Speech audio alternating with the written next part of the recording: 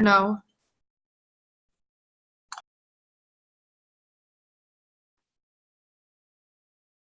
Okay, thank you. I'm just gonna wait a few minutes for everybody to join.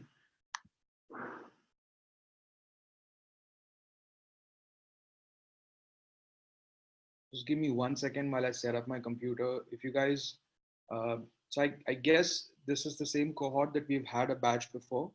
We've had a session before with, right? So I'm guessing most of you guys have been on a session before. Um, that must have been the session on creating the blockchain with JavaScript, if I'm not wrong.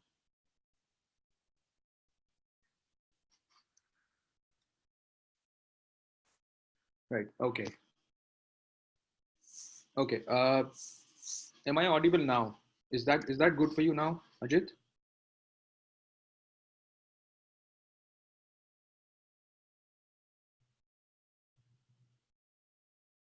A little better. Is my voice low for everybody, or is it just maybe it's a problem with your speaker, Ajit? Okay. Okay. All right. Do let me know if it does become a little inaudible. I tend to sort of block my mic when I'm speaking sometimes. So if that happens, do let me know. All right. So yes, good evening again, guys. Thanks for joining in. So we're going to begin quickly. Since we've done a session before, that's good because, you guys are aware how we're going to sort of try and do this. We will keep having questions put into that chat panel that we have on the side. Make sure you're putting your questions in for all of the panelists so that, your fellow peers can also see those questions. I will obviously be repeating those questions before, I answer them. I will read them aloud so that everybody knows which question I'm answering. I'll try to be as interactive as possible. This is different from the session that we did earlier, right? That was more about doubt solving. This is more about actually teaching you something in an interactive session, right? So we want this to be really, really interactive. So keep putting in any questions or doubts you have. Also, because this is about you guys understanding the whole Ethereum architecture, right? So this first lecture is going to be about understanding the whole Ethereum architecture. Uh, I do want you guys to sort of keep putting in your questions, and I will try and wait for about 4 or 5 questions to come together for every topic, right? And then answer them in sequence together, so that we have limited number of pauses in between the whole session. This is going to be a fairly long session. We'll probably end up, uh, covering our 2 hours or maybe even extending a little bit. But I'll try to be, both very, very descriptive and, try and use very easy language for you to understand. But at the same point, there's a lot to cover. All right, so let's quickly begin. Let me share my screen.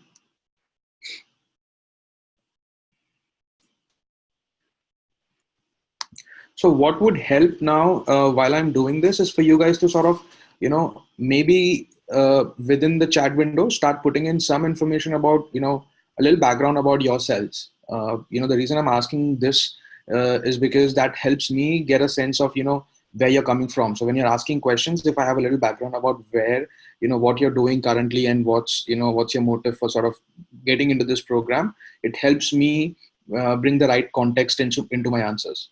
Right. So, if you could, please do introduce yourself. At least to me, I'm sure your peers know you already, but at least to me, do introduce yourselves, and give me a little background about why you're doing this.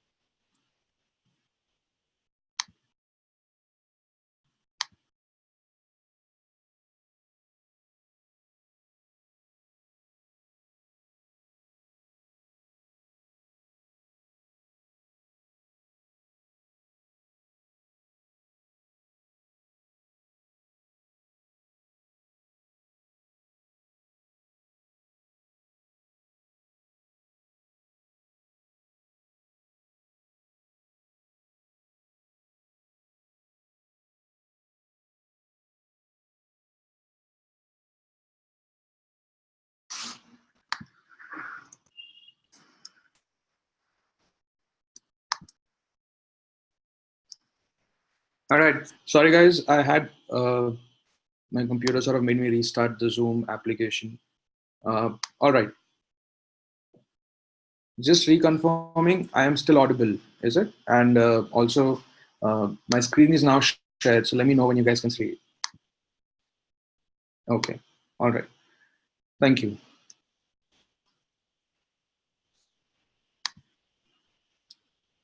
Right. So for this whole session, I have. Oh, okay. I'm breaking up badly. Is that for everybody else as well? Okay. All right. Um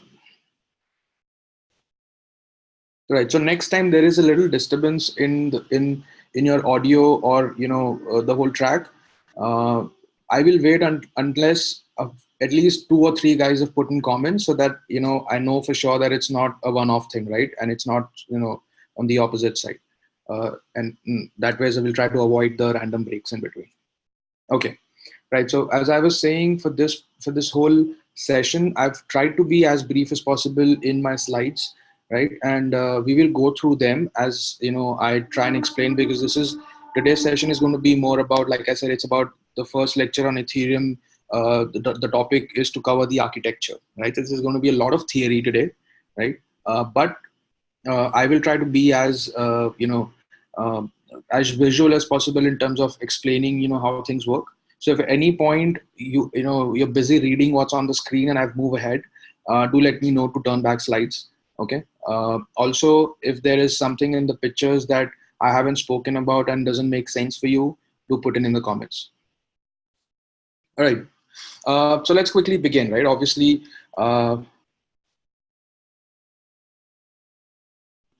yeah, I will be speaking to the upgrad guys about that, and I'm sure they will be.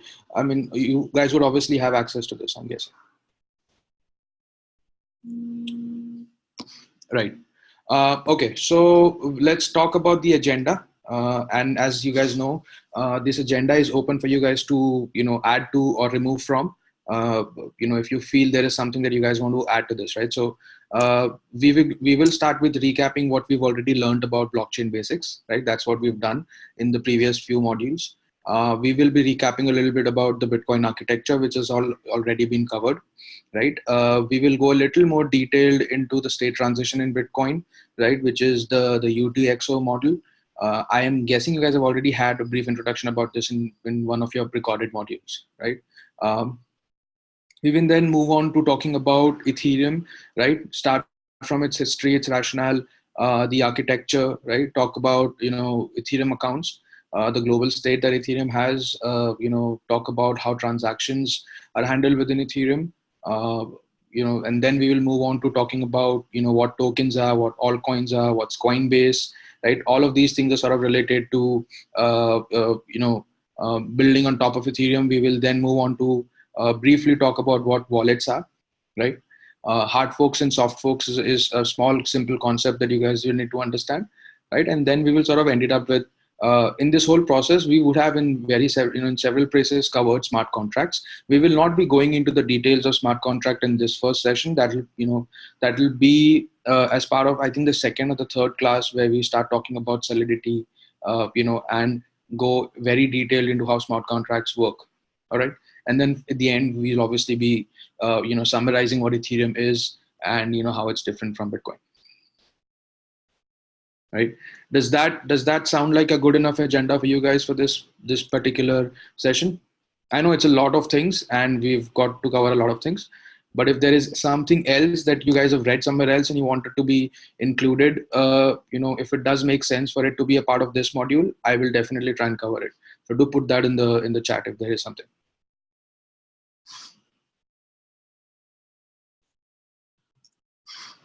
All right. Okay. Uh, so let's quickly begin with the basics, right? This is something that you guys have already done as part of your previous modules, right? So, I understand that it's going to be me talking and your answers will probably have to be on chat, right? Versus speaking back. But let's try and do the best of what we can in terms of interactivity, right? And what I want you guys to do now is to sort of look at these questions and let's start sort of pulling in our answers, based on what you guys have already read, right? Uh, so what do you think, are the main components of a blockchain system, right? So we'll go through these questions one by one. We'll see what people already know, right? And if there are things that have sort of had gaps from the previous recorded modules, we'll try and cover them here quickly, right? So first question, right? What are the components of a blockchain system? Right, so we talk about the main components that you guys know. You guys have had a brief introduction about what blockchain is. You've looked at how it's different from a centralized system, right? So what do you think are the main components that go into building a decentralized or a distributed, or a blockchain system, essentially?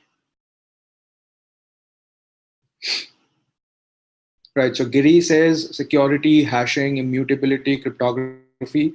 Well, the thing is, Giri, all of those points that you've put in there, instead of them being components, that's actually the answer for question 3, which is the core properties of blockchain technology in general, right? Um, when I talk of components, I mean things like nodes, right? Uh, or Yeah, right. So exactly, right. So that's where, right. So we have nodes coming in. We have the consensus protocols. That's correct.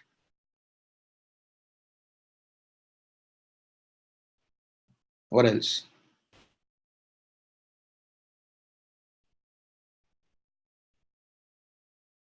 Miners. Well, they're kind of. So somebody's saying, Satish is saying that it's miners.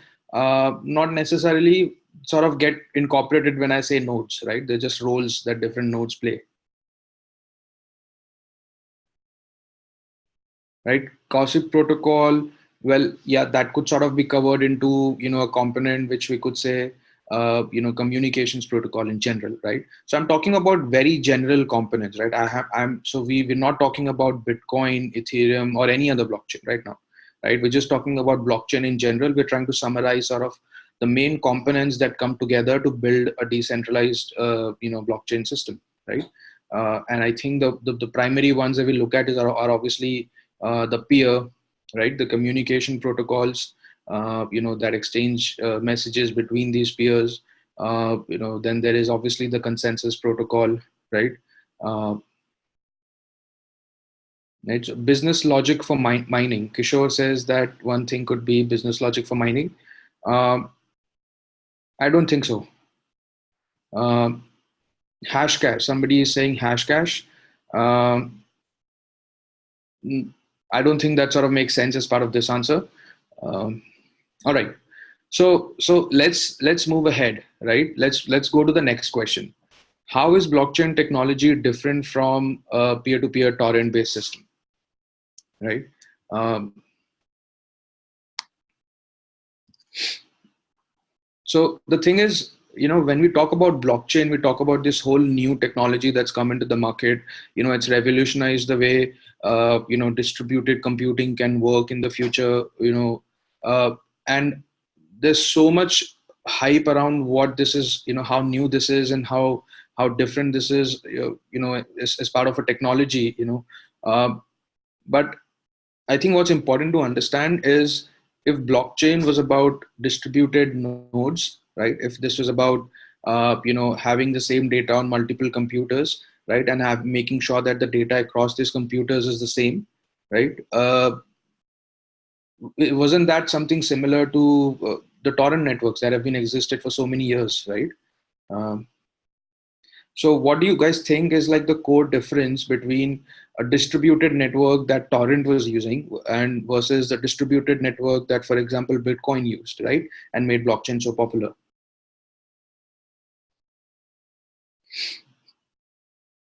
Right. So Biju says it's the consensus algorithm.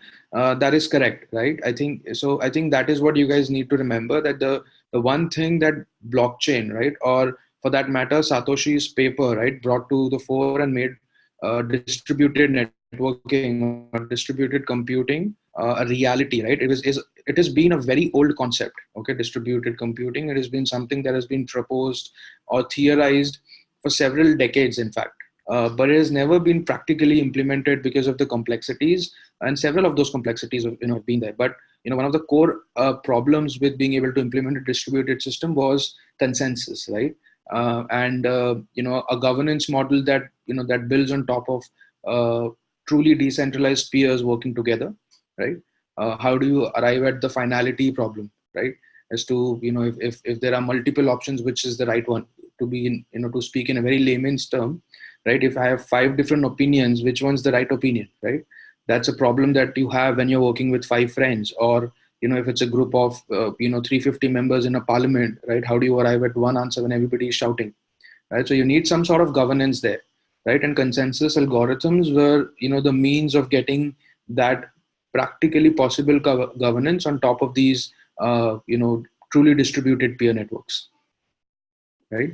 So I think that's the core point that needs to be taken note of, essentially. Now, what are the core properties of blockchain technology? I think this, one of you guys had already answered, right? There are the properties of immutability, the properties of, security, the properties of, making sure, your data is, durable, right? So there are several properties that, blockchain gets in, right? There is the idea of making this very highly resilient, right? As in terms of a network and availability. So high availability, mutability, resilience, all of these factors become like the core properties of blockchain technology, right? um, let's talk about some of the smaller terms, right? And but although small in name, but very important in terms of their functionality in the network. What is hash?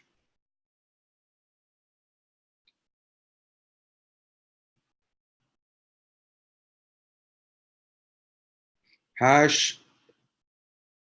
Police control room. Can I know your real name, please? That'll help me sort of address you.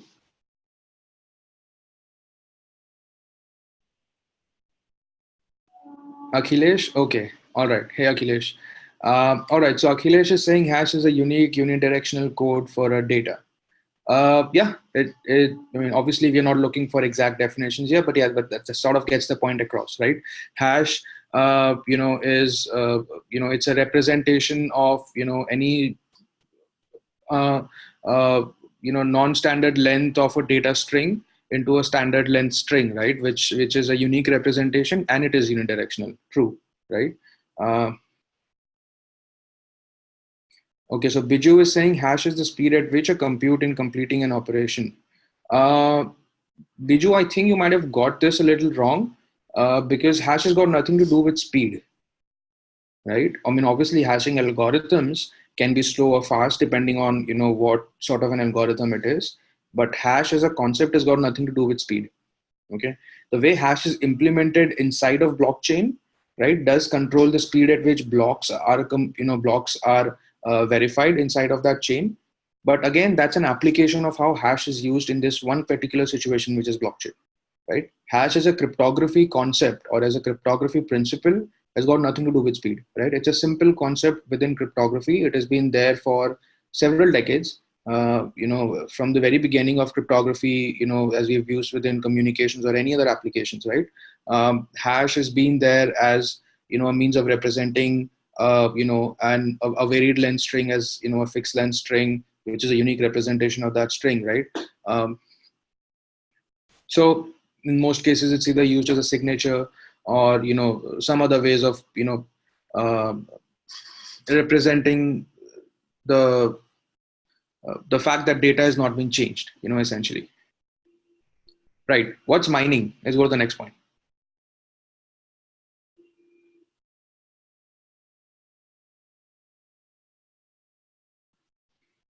Right, mining. All right, so Akhilesh is saying mining is generation of a block in a blockchain network. Uh, right. Mining is the process of validating new transactions into blockchain. Okay. Giri says that. Karunesh says mining is block creation. So that's so. All right. Kishore says mining is the process of creating a block using the transactions. Okay. All right. So Yes, in a way, it's good that at least the first three or four answers did not directly relate mining to some sort of a cryptocurrency answer. Okay, so it's good that you guys are aware that one of the core purposes of mining inside of a blockchain is to validate transactions into blocks. Okay, and um, one of the core very important reasons why mining is included is for the purpose of, so when you're talking about a consensus algorithm, right, the core purpose of a consensus algorithm is to determine ordering. Okay, you need to remember this. Ordering is the core problem that needs to be solved with these consensus algorithms. The reason why consensus algorithms exist, right, is because there needs to be a process through which ordering of blocks is decided, right? And when I say ordering, I mean you've got 50 people, right? Each of those people have their version of a block, right? They've all got a version of a block, right? But whose block goes next into the chain, right? And this is, so the person who gets to put his block into the chain, right, is decided in a certain order. In some cases it's randomized. In some cases it's based on a winner of a challenge. In some cases it's based on who's more powerful. In some cases it's based on who's more richer, right? There are several ways how you decide who gets to put their block next into a chain, right?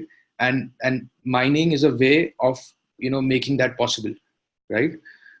So apart from obviously validating those transactions, so it's a whole set of processes that range from picking up transactions, putting them together in a block, validating them, and putting a header on top of it, and then finishing up or executing whatever processes need to be completed to be able to get uh, you know uh, to be able to essentially selected to be able to be selected as the node that gets to put your block into the chain, right? And the reason I am trying to think while when I'm talking here is because I want to make sure I'm trying to use very basic languages to help you understand these very basic concepts, right? The building blocks of blockchain. All right, Kishore seems to have a question. He says validation is done by other nodes, right? Well, no. So I think Kishore, your question is sort of coming. So don't look ahead, right? I think your question is sort of coming from validation as a concept within some of the private blockchains like Hyperledger, right? Within public blockchains, nodes don't necessarily have a set role, right, or a differentiated role. So I think validation is part of the mining process, right? It's part of putting together the transactions, right, and then putting them into the chain, right, or adding them to the end of the chain. Right? Block validation is so. While a miner does put a block into the chain, right, right, so okay, before I answer that question, right, for everybody, Kishore has asked a question that he means whether block validation is done by the other nodes as well, right? So that is true. Other nodes also do the validation, so that's a recheck, right? So it's not part of the primary process of mining, but what happens is, to avoid situations where miners might try to cheat other people, right, you obviously need rechecks, right? You need to close the loop, right? So when a miner does publish a block to the chain, all of the other nodes will check for that block, and make sure that it's valid, right? Uh, and if a certain miner ends up putting, an invalid block to the chain, then he sort of gets flagged, right? And that's how the whole process works. So while a miner does his own validation and puts a block into the chain, which is the process of mining, right? Post that, all of the other blocks, when they see that so that new block added to the chain, before adding it to their own version of the local ledgers, right, they will do the validation again, right? Uh, all right. So okay, so we have a few questions here. Uh, right. So Ajit is saying we need to identify certain nodes, right, who would do the validation. Every node does validation in public blockchains, Ajit. Uh, you know, validation is part of keeping in sync with the blockchain, right? So every time you fetch a new block that's being added by the miners, right, you will validate it before you put it into your local blockchain, right? I'm sure you guys know this already, that the local chains or the local ledgers that each of the nodes may have, right, is kept in sync with, so there is no central blockchain, right? So it's basically everybody has a copy of the blockchain, right? So you have to update your copy of the blockchain to be in sync with what everybody else has, right? And that happens in the process of mining. When somebody updates when a new block is added to the chain, right, everybody else gets a copy of that block, and before you put that block into your chain, your local chain, right, you do validate it again, right? So that's the process of validation on local peers, or essentially other peers, right? On miners, the process of validation is before they commit a block to the chain, right?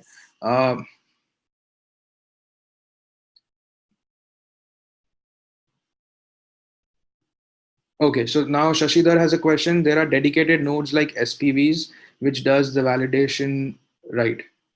Uh, right. So Shashidhar, do you want to, could you, help me explain what SPVs are? I don't think, I'm sort of aware of that abbreviation.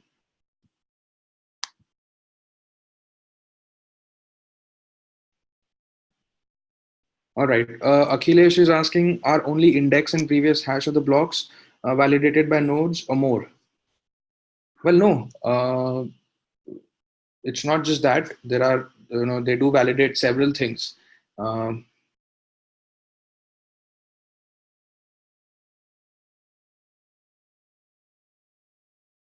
right. No. So,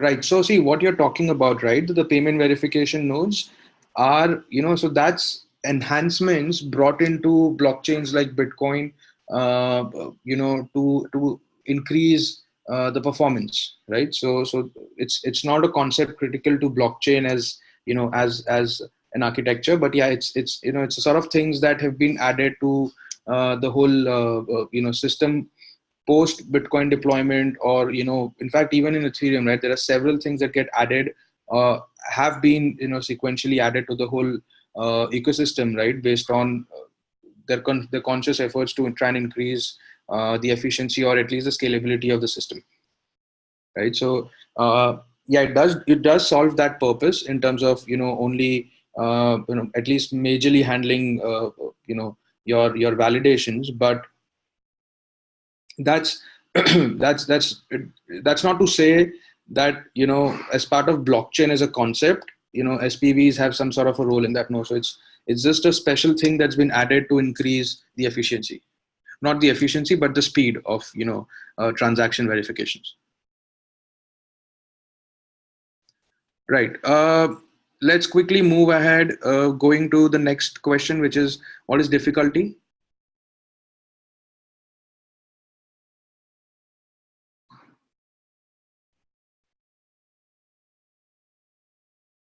Right. Okay. Suresh and Giri, you guys are correct on your points. So I think difficulty was a concept that I had uh, explained fairly briefly to you guys while we were doing that earlier session, right? We were talking about blockchain in JS. Uh, so I'm guessing you guys have a good sense of what difficulty is. Yeah, and I think from the 2 or 3 answers that I see here, it does make sense that okay, so that concept is fairly clear. Remember the idea that difficulty is based on a certain hash number, which when you look at it is in the form of a string, sorry, in the form of an integer, right? Is an integer number. And the general way of looking at difficulty, at least for Bitcoin and Ethereum, is you have to find a hash for your block that's lower than that number, right? So the important things to remember for difficulty is when you reduce the size of your hex, right? That is when you're making it more difficult, because when you're reducing the size of your hex, right, you're reducing the probability of somebody randomly finding a number which is lower than your number. Okay. So reduction in difficulty makes the net, reduction in the hash, right, in the target hash, makes the network more difficult. All right. So just remember this very simple concept.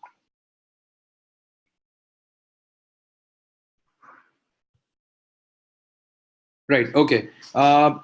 Yes. So difficult. So Suresh is saying that it also depends on the time it's solved. Uh, well, so it does depend on the hash rate. right? So yes, so the hash rate is calculated. Obviously, a rate is, based on what has already been happening, right? So the existing hash rate of the platform. So the difficulty is not dependent on the hash rate, but the difficulty is used to control the hash rate. Okay. Uh, so when I say hash rate, I mean, the rate at which blocks are produced. Okay, because only when you get a successful hash winning that challenge that we have said, right, you get to put a new block to the chain, right? So if you control the hash rate, you can control, or essentially at least make stable at what rates blocks are added to your chain. And for example, the Bitcoin blockchain, has set a target for about 10 minutes per block, right? The Ethereum blockchain, which we're going to look at today, set a target for about 15 seconds per block, right? So to maintain that rate, right, as computers keep improving, or at least start bringing in more power, right, and try to solve that problems quicker, you have to make your problems much tougher, right? And that is why you adjust your difficulty of the network to make sure that you have a sustainable network for lifelong purposes. Right. So Giri says difficulty is inversely proportional to target. That is true. If you reduce your target, your difficulty increases. If you increase your target, your difficulty reduces. That is correct, Giri. All right. What is the structure of a block? Right. A very simple concept. Akhilesh seems to be sort of ready, even before I start speaking my question. So that's good. Right. So the structure of a block, I think we all know it's right. So you guys have that information correctly put in. I think the core important part that I wanted to cover here was, remember, it's got a header, it's got this body that's got a list of transactions within it. Different blockchains have different specifics as to what goes into the header, what goes into the body, right? But the core structure is to be remembered as, it's this little box that's got a header on top and the body at the bottom. Body will have the list of transactions. Header will have a lot of metadata attached to it about both the transactions that are contained in the block, and a lot of other recognizable or identifiable information about the block itself, right? Like the timestamp or the nonce for that matter, and all of those other things, right? So that's what we need to remember, right? This is just a recap of like the core ideas, right? Uh, and then finally, some blockchain use cases.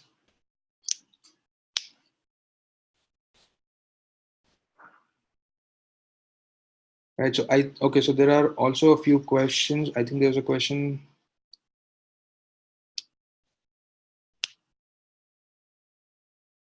Right. So Ajit is asking, Bitcoin has it has a block time of 10 minutes. So how did it reduce to 10 minutes? It might not have been 10 minutes when it started. That's not true, Ajit. It doesn't work like that. Uh, and that is why you have the concept of difficulty, right? So it's not, so you don't maintain difficulty. You've got it opposite. You've got it, the other way around. You don't have to maintain difficulty, right? You use difficulty to maintain that 10 minutes, right? So it's the difficulty that has been changing within the Bitcoin blockchain architecture, right? To make sure that the block time remains 10 minutes. Okay. So that is what has been happening. The difficulty is essentially, the hash number. I don't have the number. Yes, it was from the beginning defined to be around 10 minutes.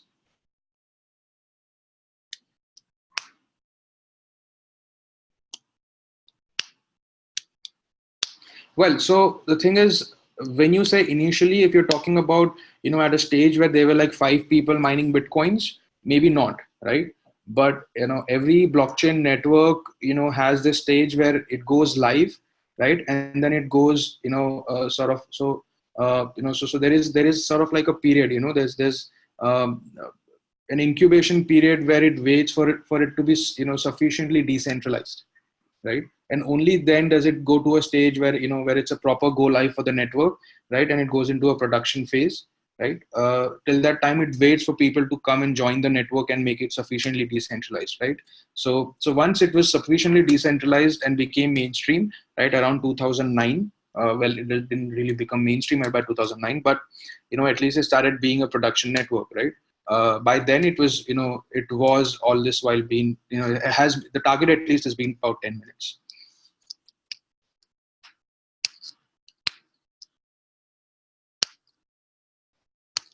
All right. Right. So Blockchain use cases. Somebody said Libra. Yes, it's been making a lot of news recently. I would really advise you guys to go ahead and go out and read the white paper that Libra is produced.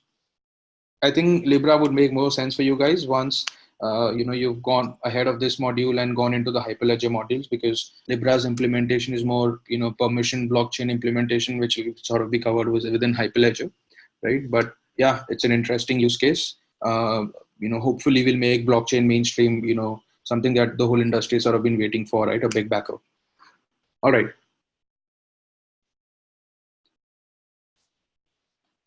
Somebody says healthcare, medical chain, supply chain management. Yes, digital identity. Yes, a very prominent, focus area. Facebook's been looking at digital identity also, apart from Libra, as a use case for blockchain.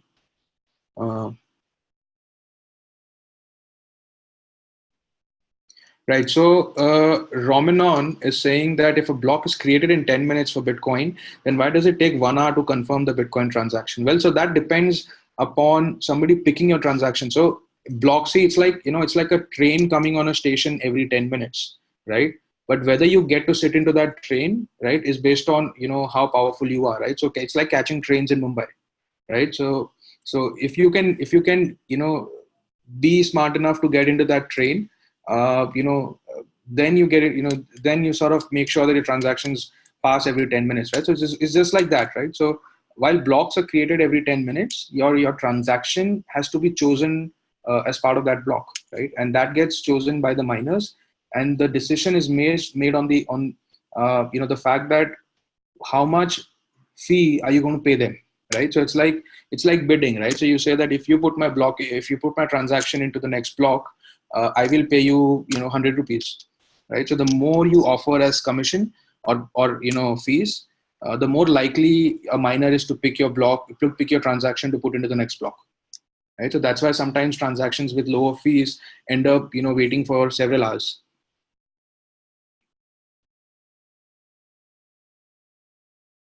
Right. So Ajit is asking if the Bitcoin block time is sort of, is to increase or decrease beyond 10 minutes. What would be the factors driving it? Right. So no, it's okay. I think this question needs to be addressed. So the time for a Bitcoin blockchain right now is 10 minutes, right? So if this were to go down or up, right? So the factors that would address it would be obviously, the natural way of bringing up or down the block times is, the capabilities of the miners or the nodes that are hashing to increase exponentially, right? So they go up to a level where so they start creating these blocks very, very fast. Or a common way where you see that the block times have gone down is when network is about to die, where a lot of people leave the network, right? That is when you see that the computing resources committed to the network have come down, and very few people are actually able to mine on the network, right? So your block times go far beyond 10 minutes. They will end up being about 30, 40, 50 minutes, right? So if that happens, then the network has to reduce the difficulty to a certain level, right? But in some cases, right, so it does eventually arrive at the difficulty, but there is it's like it's a curve, right? So it takes time to arrive at the target difficulty if there are certain changes in hashing capacity. So to answer your question, the one way that you could change difficult block times is you make sudden changes in your hashing capacity of the network, not just your own hashing capacity, but the hashing capacity as a sum of the whole network, right? Then for some time you will be able to change that block time, but it'll eventually arrive at it'll eventually adjust.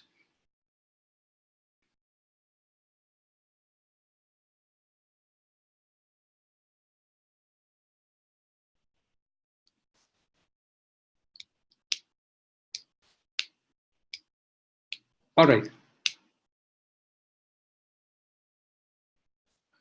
Okay. Satish is saying, please post all queries and comments to all. Yes, please do that. Please make sure you're posting your questions to all panelists and attendees, right? And not just all panelists. That way your peers can also see your questions, right? Because I think there are a few more questions coming in, and I'm not able to read all of them, as quickly as I'd want to. So I think some of the people might only hear answers. So can we actually bribe the miners to have a transaction added? Will it not compromise data? How does this work without compromising? Well, Ajit is asking this. Right. So Ajit, uh, the thing is, you cannot. I mean, think of it like this, right? If you bribe a miner to include your transaction, right? What's in it? Well, yes, in some cases you could do that, right? But even then, you would have to bet on which miner will actually be able to, win that lottery of creating the block, right? So either you will have to go and bribe every miner in the world, or you will have to hope that the miner that you have bribed actually gets to put the block in. Otherwise, your bribe is gone waste.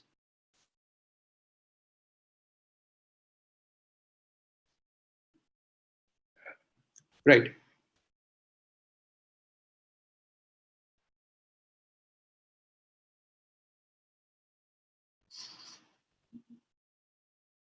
All right. So we will come back. We will come back to some of these questions a little later towards the end of the program, and let's move quickly now. Because I think we will be short on time otherwise. Right. So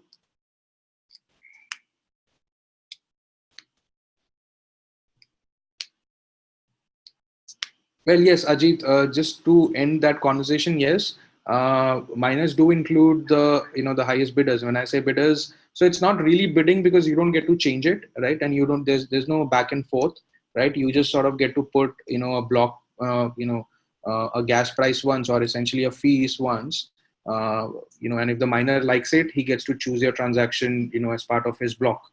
But that's step one. The step two is then he has to quickly hash, right, and find the hashing answer so that he can then win the rights to mine that block, right? So so while the step one is, you have to make sure your transaction gets chosen as part of some miner hashing, some miner collecting the transactions and creating the block. But the step two is then the miner also has to be able to put that block into the chain, right? So it's a two-step process. And yes, while somebody could pay a lot to a miner to get their transaction included, but what good does it do, right? I mean, the whole idea behind paying these fees is only if these fees are low, then it does make sense to build an application, because nobody's going to just make one transaction on the blockchain. And even if you could pay somebody to get your transactions included quicker, right? It that's not something that's going to give you a lot, right? It's only going to put your transaction quicker in the block, or in the blockchain, right? Which is okay. I mean, if you've spent more to put your transaction quicker on the blockchain, it doesn't affect the security or anything else in the network.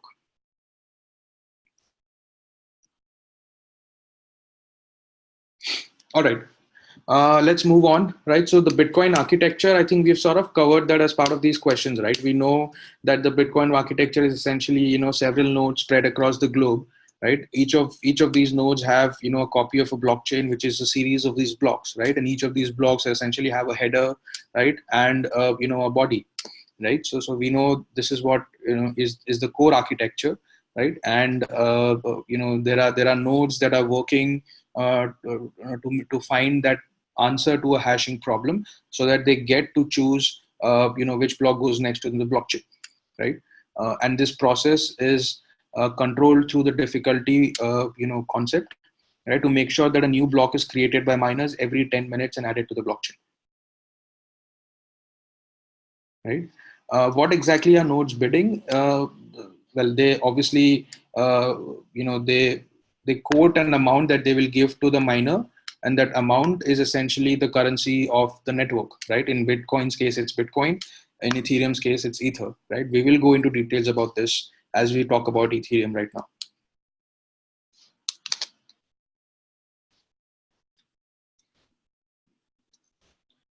Right. So moving on, state transitions in Bitcoin. You guys have had a brief introduction about UTX, so haven't you?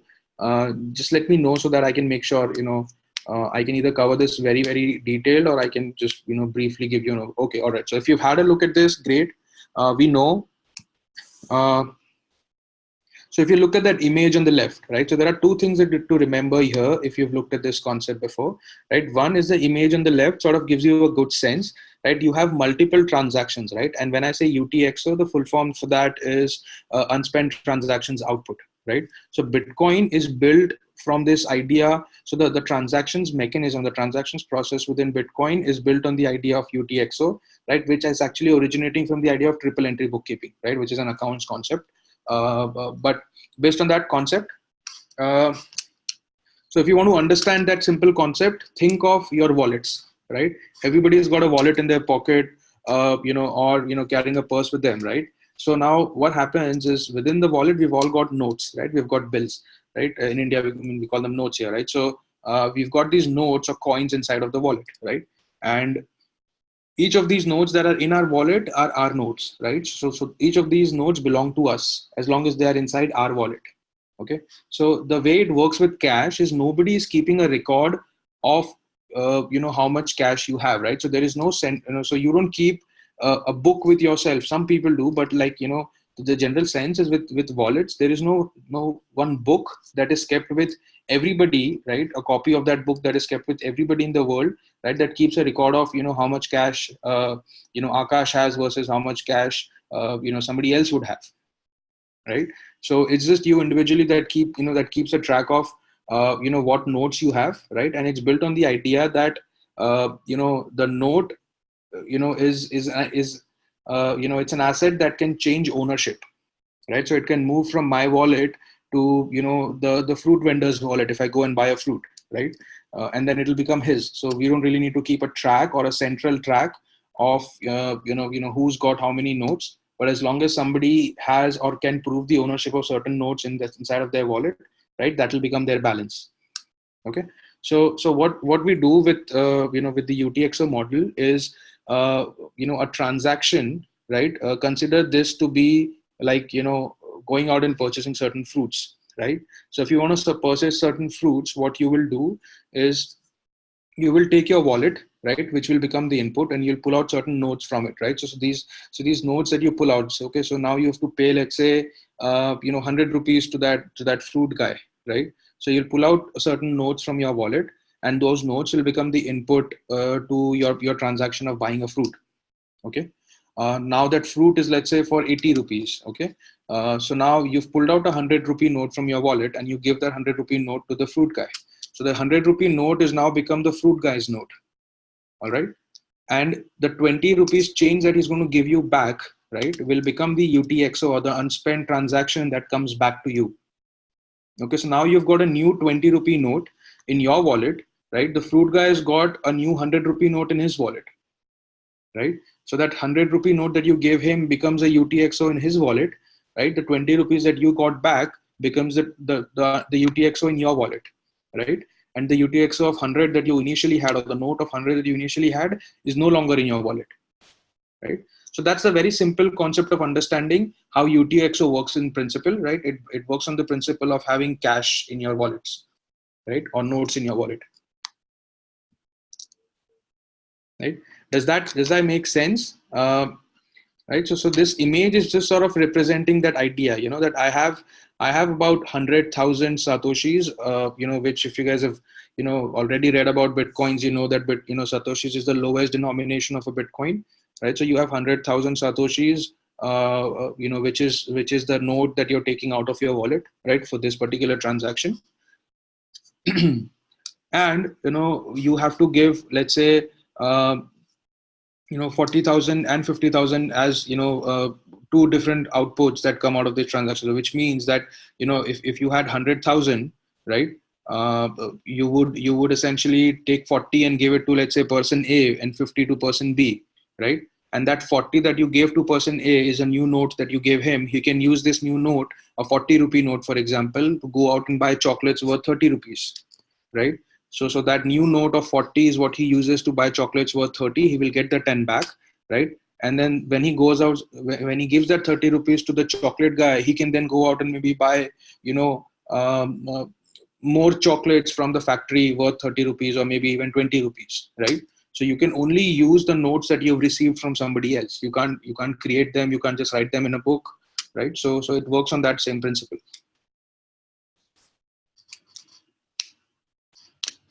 All right. Yeah. So that's the concept that Bitcoin works on, right? And the reason we sort of we recap this concept of straight transactions in Bitcoin is because this is one of the four the most fundamental differences between Bitcoin as a network and Ethereum as a network, right? And we will start looking at Ethereum very soon, right? But do realize that one of the core differences between the two networks, there are a lot of similarities between the network, right? Both of them have nodes, right? Both of them work on the similar concept of proof of work, right? But within proof of work, their algorithms for proof of work are different, right? The hashing algorithms are different,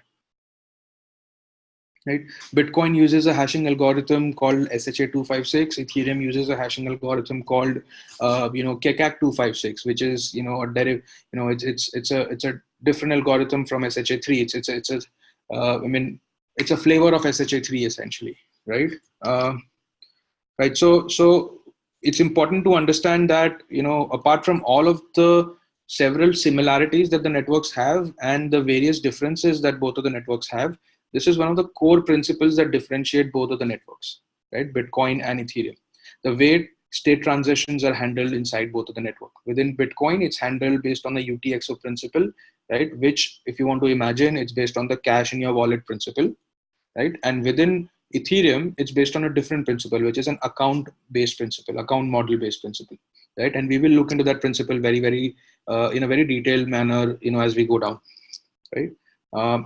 Okay, so quick question from Suresh. He's asking, can you explain TX1 and TX2? How 30K is the output for TX3?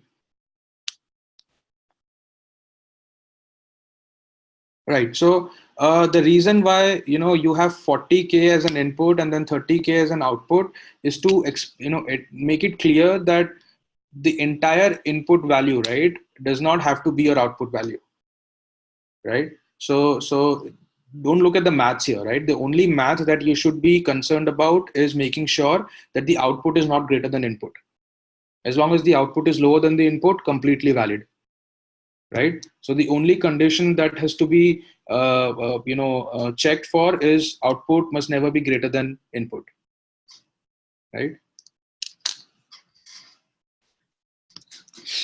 All right. So let's move on then. Right. So let's start talking about Ethereum, right?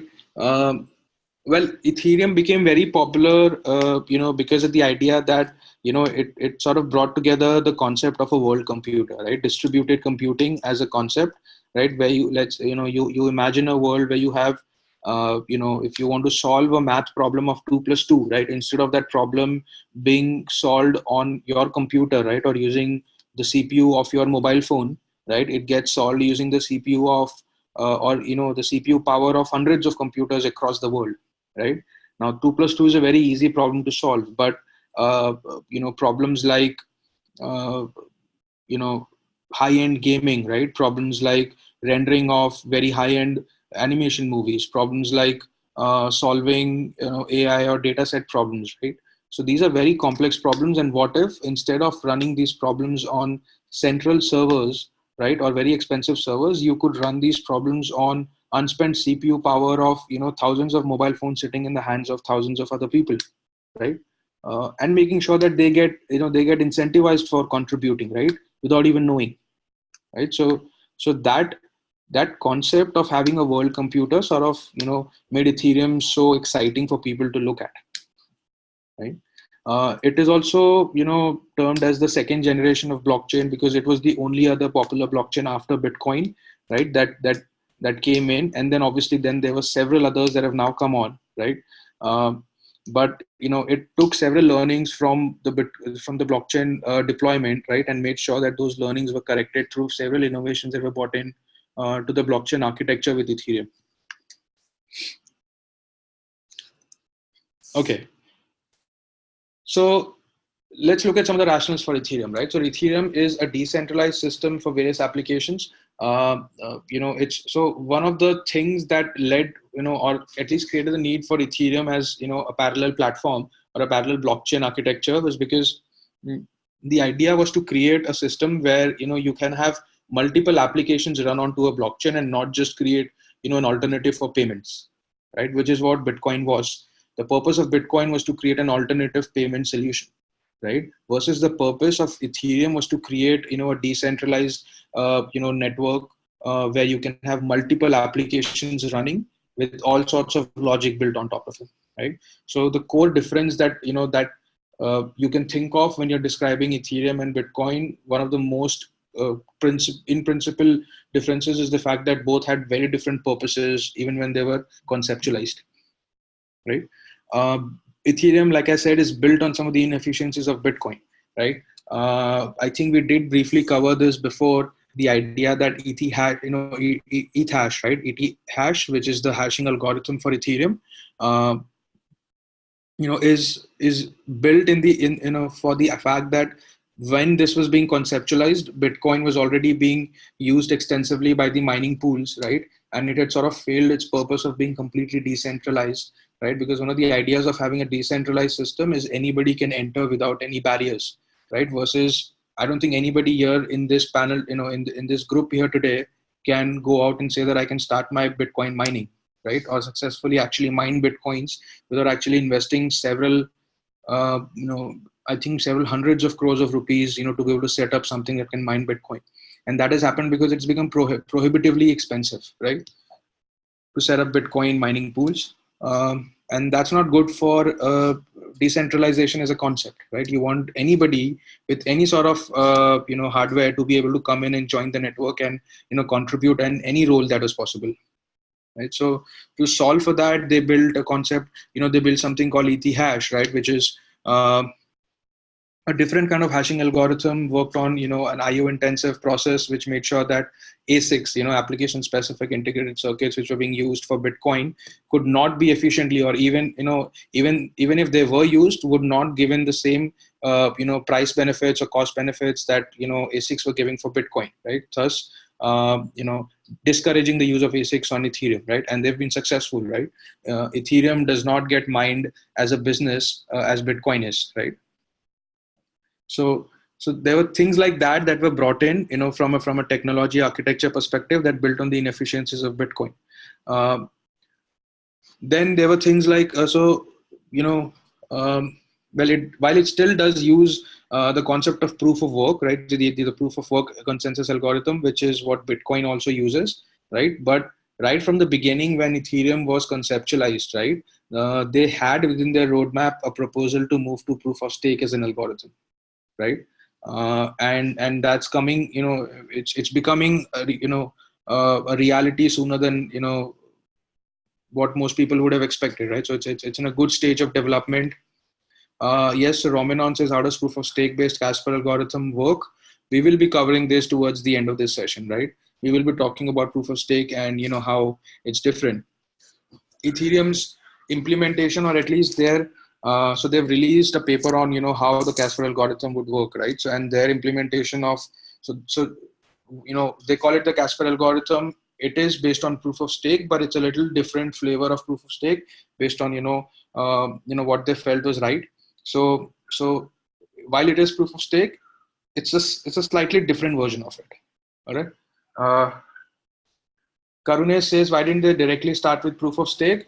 Well, the reason why you don't directly start with proof of stake is because proof of stake has got challenges, and those challenges are in the idea that, one, it was not a proven method, right? A consensus algorithm.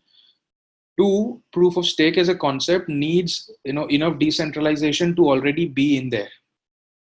Okay, so proof of stake sort of becomes successful if you've already got a strong decentralization as a part of your network, right? So Ethereum being as decentralized as it is today, right? They sort of now feel comfortable that a shift to proof of stake might be okay, but that also has its share of challenges. And we could probably cover those towards the end of the session, right? But it's because these challenges took time to sort of solve for.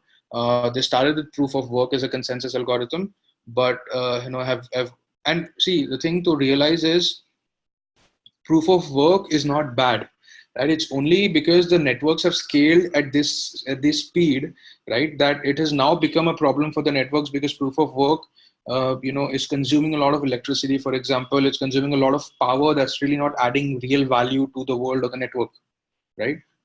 So they want to move out of that and move into a system where it's not computing as it's not wasting as much computing resources, and the amount of effort that is being put in, or whatever effort is being put in by the miners into the system, right, does actually add value effectively to the world, right, and does not just go waste in winning a competition, right? So that's why this increased effort in sort of moving to proof of stake now.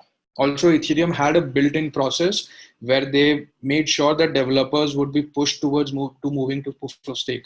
It's called the Ice Age process, right? So they have got something built into the Ethereum architecture wherein the amount of rewards that you get for mining a block, right, will at some point become so low that it'll not be beneficial for anybody to mine Ether blocks, right? And at that point, the only way to stop the network from collapsing is to make sure that before that happens, you've moved on to proof of stake.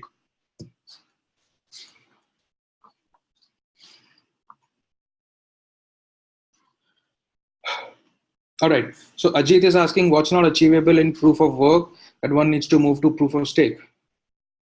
All right. So yeah, we will get to this when we get to that, the whole consensus algorithm as part of today's session. All right. Let's move on to Ethereum as a history quickly, right? So this was started by, this guy that you see on the right, Vitalik Buterin. He was 19 then, right? In 2013 is when he proposed this idea. 2015 is when it became live. It raised a lot of money in an ICO, right? An ICO is an initial coin offering. It's a concept that people use. It's a crowdfunding concept that people use specifically for blockchain or crypto related projects. So Ethereum did an ICO. It raised about $18.5 million, and since then it's now become the second most spread cryptocurrency in the market. Right, Ether is the currency that it uses. Right, it's become the second most widespread cryptocurrency with the second highest market cap in the world. Right. So let's look at what Ethereum is essentially, right? So in simple terms, Ethereum is essentially a transaction-based state machine. Now, what is a state machine, right? So it's a simple computer science concept which says that anything, right, or any machine essentially, that if you give it an input, right, or series of inputs, right, based on that inputs, that machine will transition to a new state, right? What that means is if your state was your weight, right?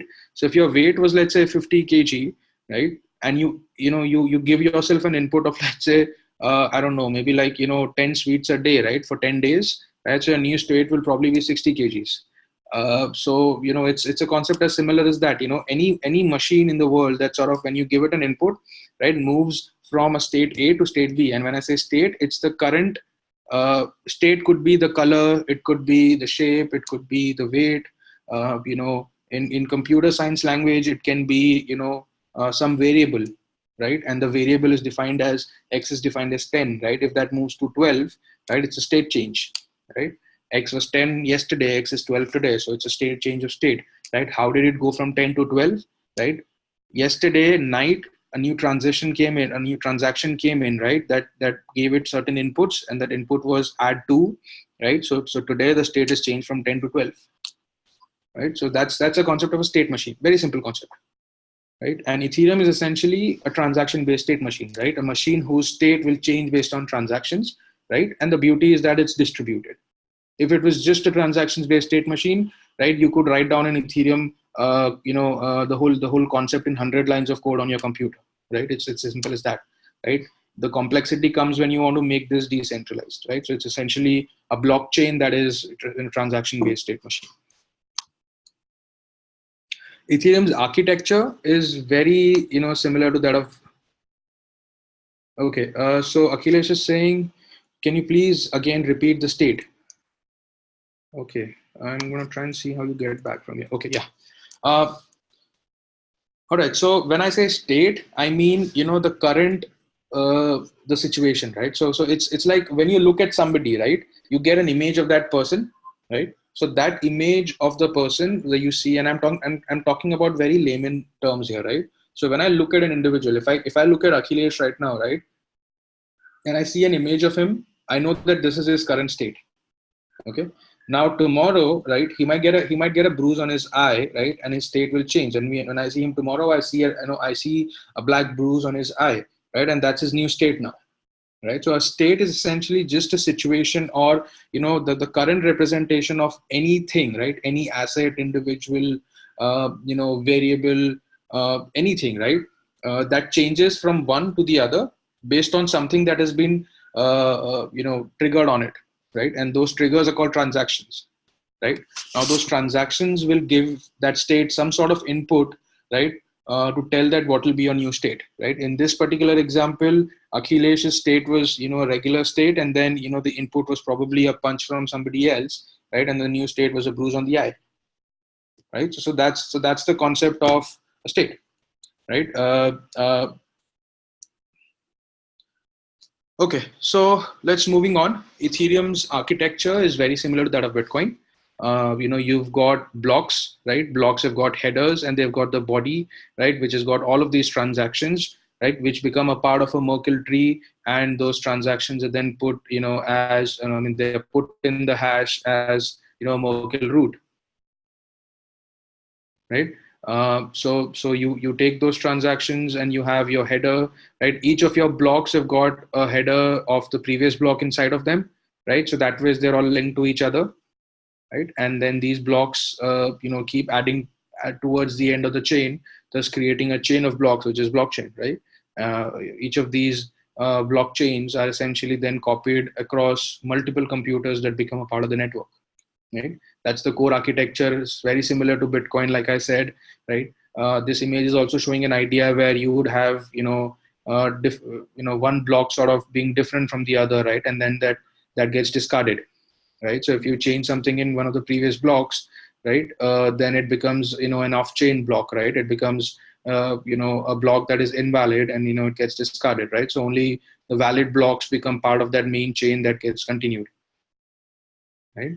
The reason why I've put this here is because, so I'm talking about the block architecture, right? And not Ethereum's architecture in the sense that, so this is Ethereum's blockchain architecture, right? Ethereum's architecture as an ecosystem, right, will be much broader, where you will have, the applications, and then, them talking to, your network, and then, how their interaction happens. I'm trying to avoid to use those words or those terms that, what are those applications called? What are those interfaces called? Because I want to cover them only when those, make sense towards the later part of this discussion, right? But yeah, so this is only the blockchain's architecture. All right. So Manish is asking, please repeat, how is a block discarded? Well, so the thing is, Manish, what will happen is, obviously, like I said, right? Like, remember I said, the core principles of a consensus algorithm is to decide who is the next orderer, right? The ordering principle is the core principle behind consensus, which says that, out of the 50 people inside the network, everybody is creating their version of the block, right? Everybody is trying to mine, right? But who gets to be that person whose block gets selected as part of the main chain, right? So every time you see a block that is a part of the main chain, remember there might be 49 other blocks that were also submitted but never got a chance to be part of the main chain, right? Why? Because they either did not win the hashing rule, right? Or right now we're looking at hashing is one of the ways of winning the chance to put your block, but for some other newer chains, there are other concepts that decide who's the orderer, right? Or who's the delegate who gets to put their block name next, right? So the idea is this consensus algorithms will always decide who gets chosen to put their block in next. Everybody else's blocks are discarded, right? And that's how that little block, that outline that you see on top, right, is to show that all of these other blocks will end up being branches, and they will be discarded. Okay. All right, so let's move on. So Romanon is asking, shouldn't those blocks be queued up? Yes, I mean, so when you say queued up, do you mean there will be new blocks added to them? Well, no. So, all of the discarded blocks will not have any more blocks added in front of them, right? Unless somebody decides to do that, which is their choice, but then they will then be creating a different version of the blockchain, okay? Which is a concept that we will discuss later on. But, so the blocks do get queued up, right? They do get queued up locally, okay? And they get queued up till the time that everybody is trying to find that right solution, okay? So in a hashing difficulty situation, right, which is what a proof of work algorithm does, okay? They get queued up till one miner ends up finding the solution and then publishing his block, essentially broadcasting his block to everybody else, right, who see that, oh yeah, he's got a solution that's lower than the target hash, so let's accept his hash and move ahead.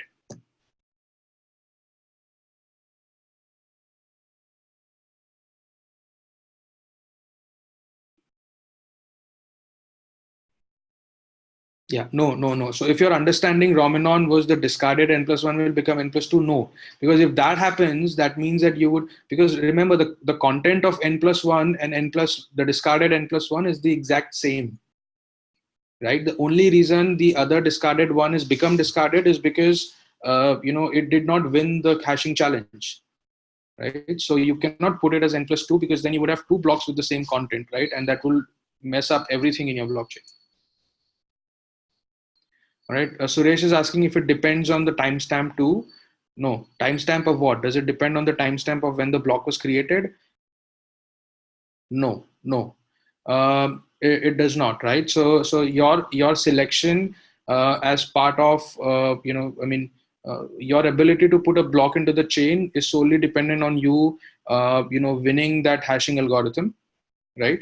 And remember it. So there is a role that time plays in this, okay? Because remember, and this is a little difficult concept to realize or at least visualize in your mind, that the thing that happens is there will always be competing right answers, right?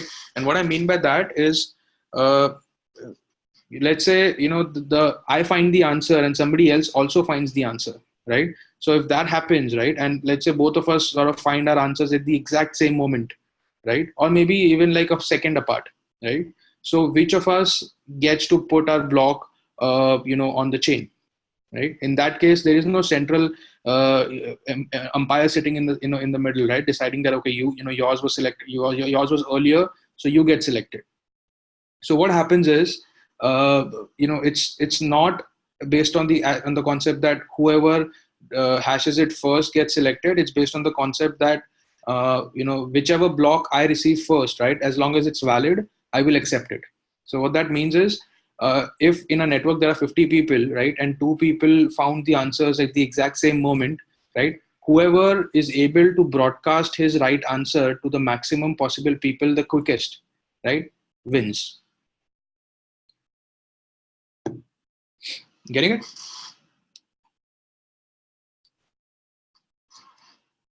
So you have to make sure that your block reaches 51% people before the other person's block reaches 51% people, right?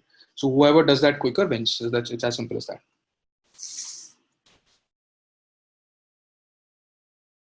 Okay. All right. So now let's look at Ether. What is Ether? Ether is the main fuel, right? And it is the currency that is internal to the Ethereum platform. Okay. It is a form of payment that is made by the clients of the platform to the machines that are executing their operations. So essentially, Ether, right? The one difference that you guys have to realize is, unlike Bitcoin, right? Ether was not meant to be a store of value, right? Bitcoin was meant to be a payments alternative, so it was meant to be like like money, okay? And they wanted to be able to make sure that Bitcoin has value inside of it, right? And that is why it can trade, right? And that was done through through the concept of making sure that Bitcoin was always less in supply, so that the demand as it increases will increase the value, right? Which is the intrinsic value that Bitcoin has, right? Ethereum was not meant for that purpose, right? It was meant for the purpose of paying fees, right? And somebody asked earlier, right? How do people bid, right? And what do they bid essentially, right? So they bid this Ether, right? And Ether was a means of enabling peers in the network of bidding that if somebody accepts my transaction, this is what I'm going to give them. All right. and this is how much ether you will get as part of doing that. So that is what bidding was. I mean, that is what ether was meant for. All right. Currently, the way you can earn ether is two ways, right? You can either earn it as part of executing and validating transactions, right? For creating a block. So when you mine a block as a miner, you will get 2 ethers, which is a reward, and then you will get the transaction fees, right, that people have bid as part of every transaction that is included in your block. So if your block had 20 transactions, right, the fee that people propose to pay as part of each of those 20 transactions, right, plus the 2 ethers is what you will get. All right. So that is what you get, and that's how you earn ether essentially, right? It is 2 ethers. It started off as much higher, right? It started off somewhere around 12 ethers. It is now very recently there was a new update that was put into Ethereum, right? The Constantinople upgrade, right, which brought this down from 3 to 2, right? It was 3 a few months earlier, right? So it does keep going down.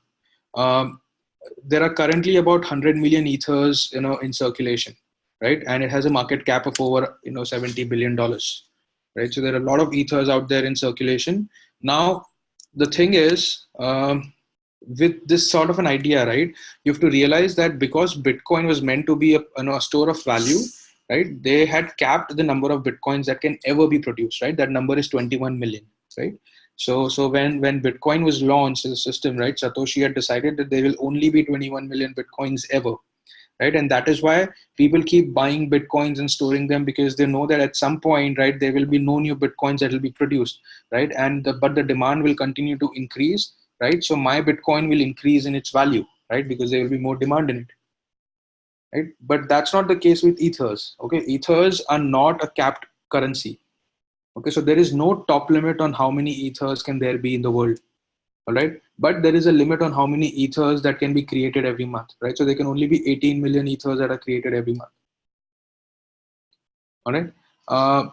Now, that ether, how does it get created? It gets created when people mine blocks, right? So you give them certain number of ethers as rewards, right? And that's how ethers get created. So you get currently about 2 ethers per block that you mine, right? But this reward keeps going down, okay, as the difficulty of the network increases or the complexity of the network increases. By that I mean, as the network becomes more popular, right, the number of ethers that you will get, right, for mining your block will keep going down, right? It has already reached 2 ethers. Okay.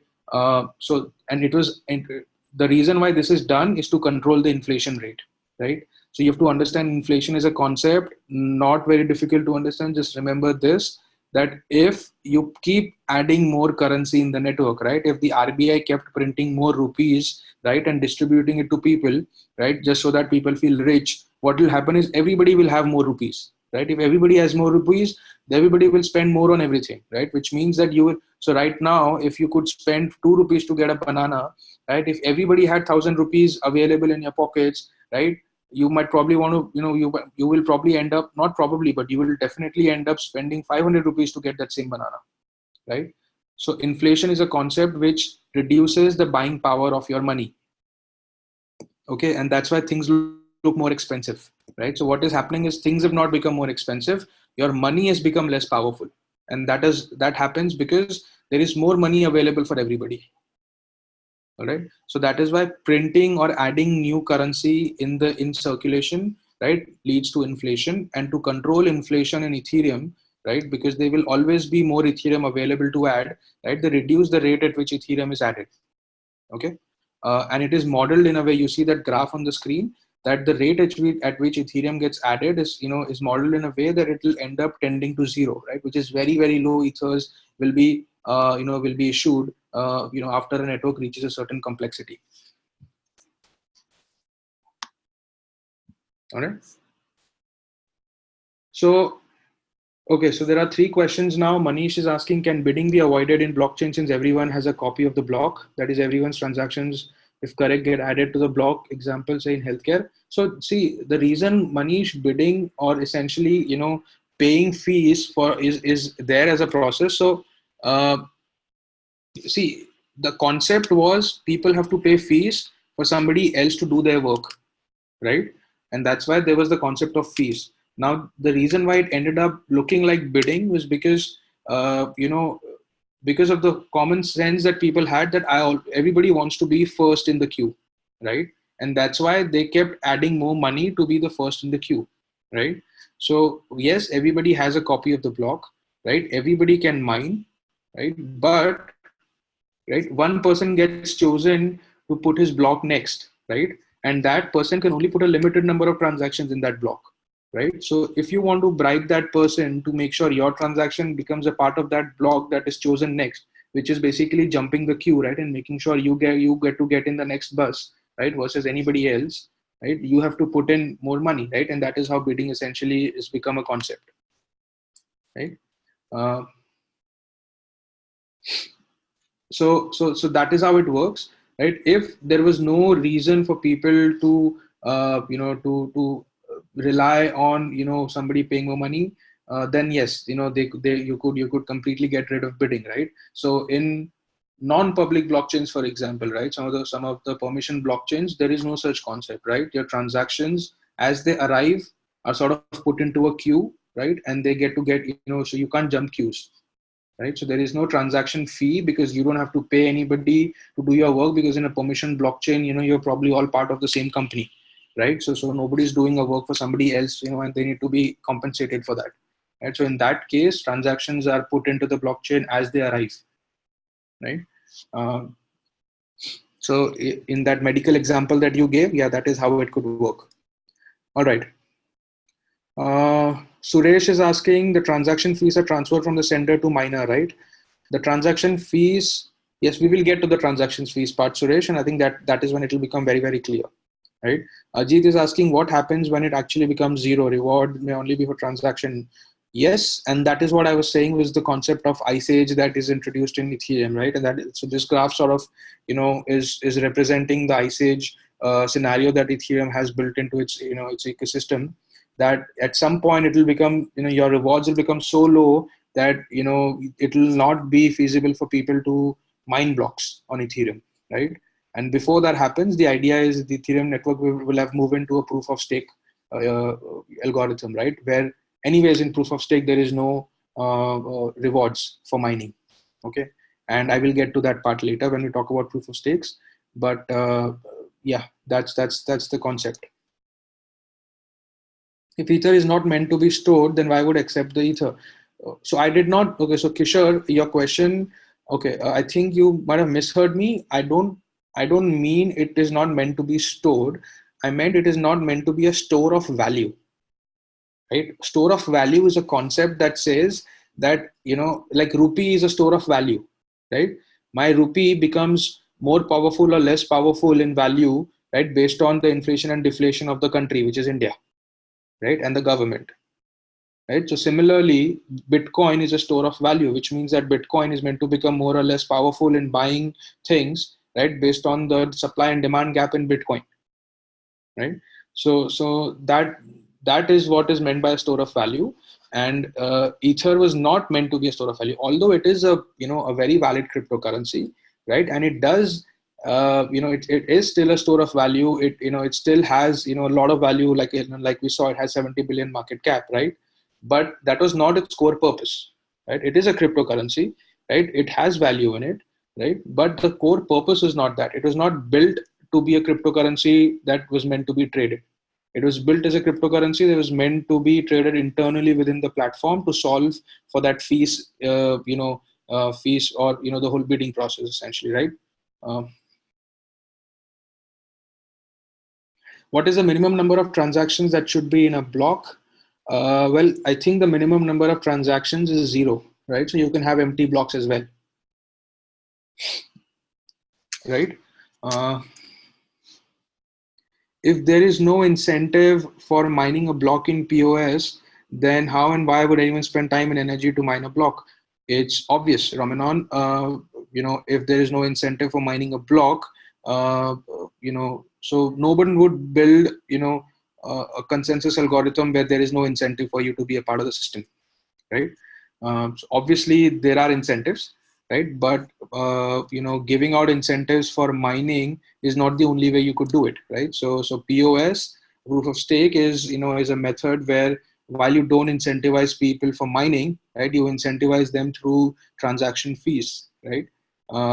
That transaction fees that you get out of that uh, is much higher versus what they're currently getting as part of the mining process and the rewards process built into POW.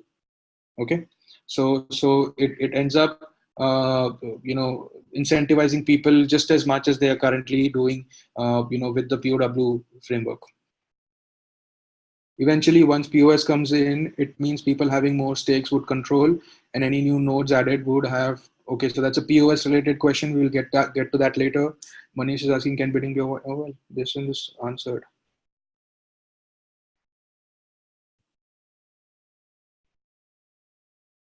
Okay, so Manish is saying, did you say its example is permission blockchain? Yes, Manish, permission blockchain is one example where you can avoid bidding, right? Because there is no concept of fees in a permission blockchain, right? So there is obviously no concept of more or less fees, right? There is no fees essentially.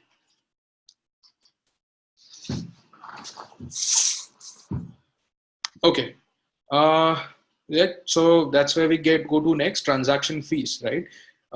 It's called gas in the Ethereum network. Okay.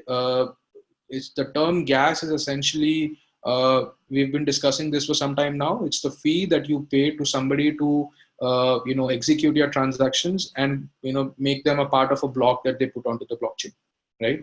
So every time a miner selects your transaction and puts it on the blockchain as part of his block, right, he will get a certain amount of gas that you have proposed you will pay him as part of your transaction. All right. Now, so what is gas? How is it calculated? And all of those things will be looked at, right? So the first thing that you need to remember is gas price. Okay, so gas price is the amount of ether that you're willing to spend on every unit of gas. Gas price is a term that's different from gas. All right, remember, gas is a unit; it's a number.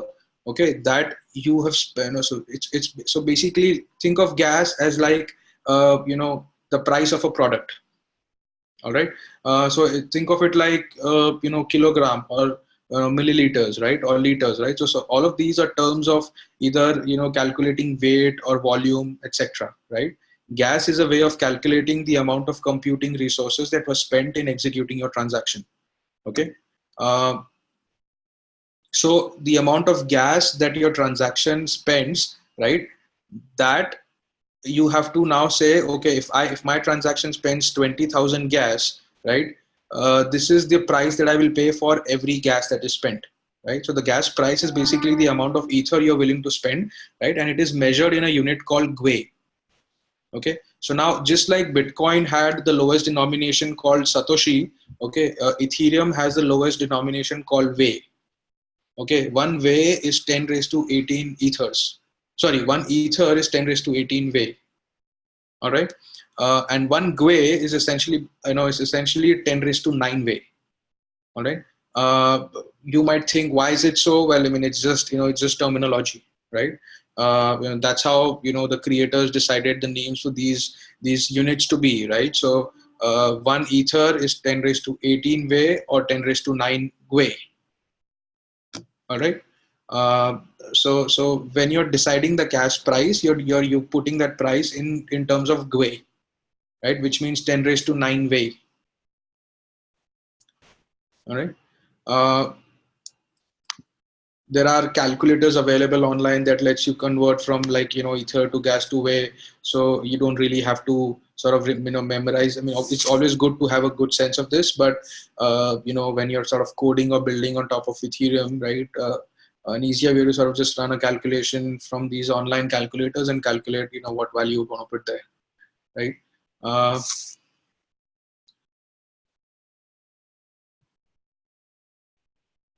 Right. So Kishore is asking, gas is a rupee and 100 is a value, right? Well, so gas is so it's like this, right? If I go, let's go back to that banana example, right? I go to the banana shop and I buy a dozen bananas, right? So dozen is my gas, right? Which is how many bananas I'm buying. Okay, and this will be clear in this page that you see right now on my screen, right? So basically what happens is every time you do a transaction, right, you will have to propose the gas limit and the gas price. All right, So the gas price is for every unit of gas that my transaction will consume, right? I will pay this much GUE. All right. And so that will be the amount of ether that, so whoever's computing your transaction and putting it in the block, that miner will get, right? Uh, but there is another concept that gets added here, which is the gas limit. Okay, it is a concept that was introduced, in Ethereum to solve for the problem of, denial of service attacks, right? Wherein, let's say you had something wrong in your, in your code, right, and it ends up being an infinite loop, right, and you end up spending all of your money just because you coded the wrong line, right? So to avoid that, you put a gas limit, right? A gas limit basically says that this is the maximum amount of gas that you're allowed to spend as part of this transaction, right? Which means that while, for every gas unit, I will pay you 20 GUE, right? But you can only spend a maximum of 50,000 GUE. Sorry, 50,000 gas, right? The moment my transaction seems to cross 50,000 gas, right? Stop it. I don't want to spend any more. Right, so it's like if you're if you ever traded in the stock market, right? It's like there's a term that that's called stop trade, right, or something like that, stop cap or something like that, right? So it's similar to that, right? So it says that you do not stock limit, right? Right. So that's what's happening with with gas. Right. So another way of looking at this, right? So this is what happens, right? What will happen is, as a sender, right? Let's say as part of your transaction, you say that I have 250 gas, right, which is my limit, all right, which is the limit that I have on this transaction, and the gas price that I have is some X number, right? So what will happen is, whatever gas limit you put as part of your transaction, right, you will have to make sure that you have that entire gas, that entire amount, right, in your wallet, in your Ether account. Okay. So what that means is, let's say, okay, let's go back to this previous screen here, right? So for example, I put the gas limit as 50,000, right? And the gas price is 20 GUE, right? Which means that for every gas unit, I will pay 20 GUE, right? Which means the fee that I will have to pay, which is the maximum fee that I might have to pay, is 0.001 Ether, right? Based on this calculation here, right?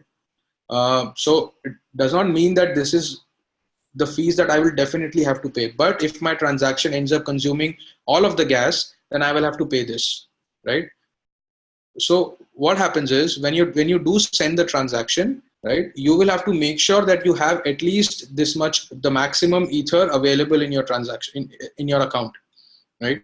Which is to make sure that if you do send the transaction and you do end up consuming all of your gas, right, the miner has to be sure that you can afford to actually spend that 50,000 gas, right?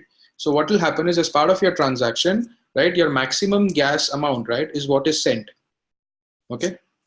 Now, so whatever is your maximum transaction fee is what is what is sent as part of your transaction, right? And then you keep consuming that gas, right, based on all of the operations that are part of your your code, right? So now every time that code runs, or whatever happens, right, wherever there is a concept of consuming gas, right, that amount gets deducted from the maximum amount that you've sent, right? At the end of the transaction, whatever is pending is refunded back to you. Okay. So the concept is to explain that while there is the idea of a maximum gas limit, right, it is a very safe process, where if you say that I can only spend 50,000, you have to send 50,000 to me, right? I will take what is consumed and I'll give the other remaining back to you. You cannot just say that I want to spend 50,000, and when it does actually spend, right, so it does not work on the concept of credit, right? So if it ends up consuming and you don't have that money, right, then the miner is at loss, right? So the process is such that you have to upfront put that money, right, and then the miner will refund you back whatever was not used.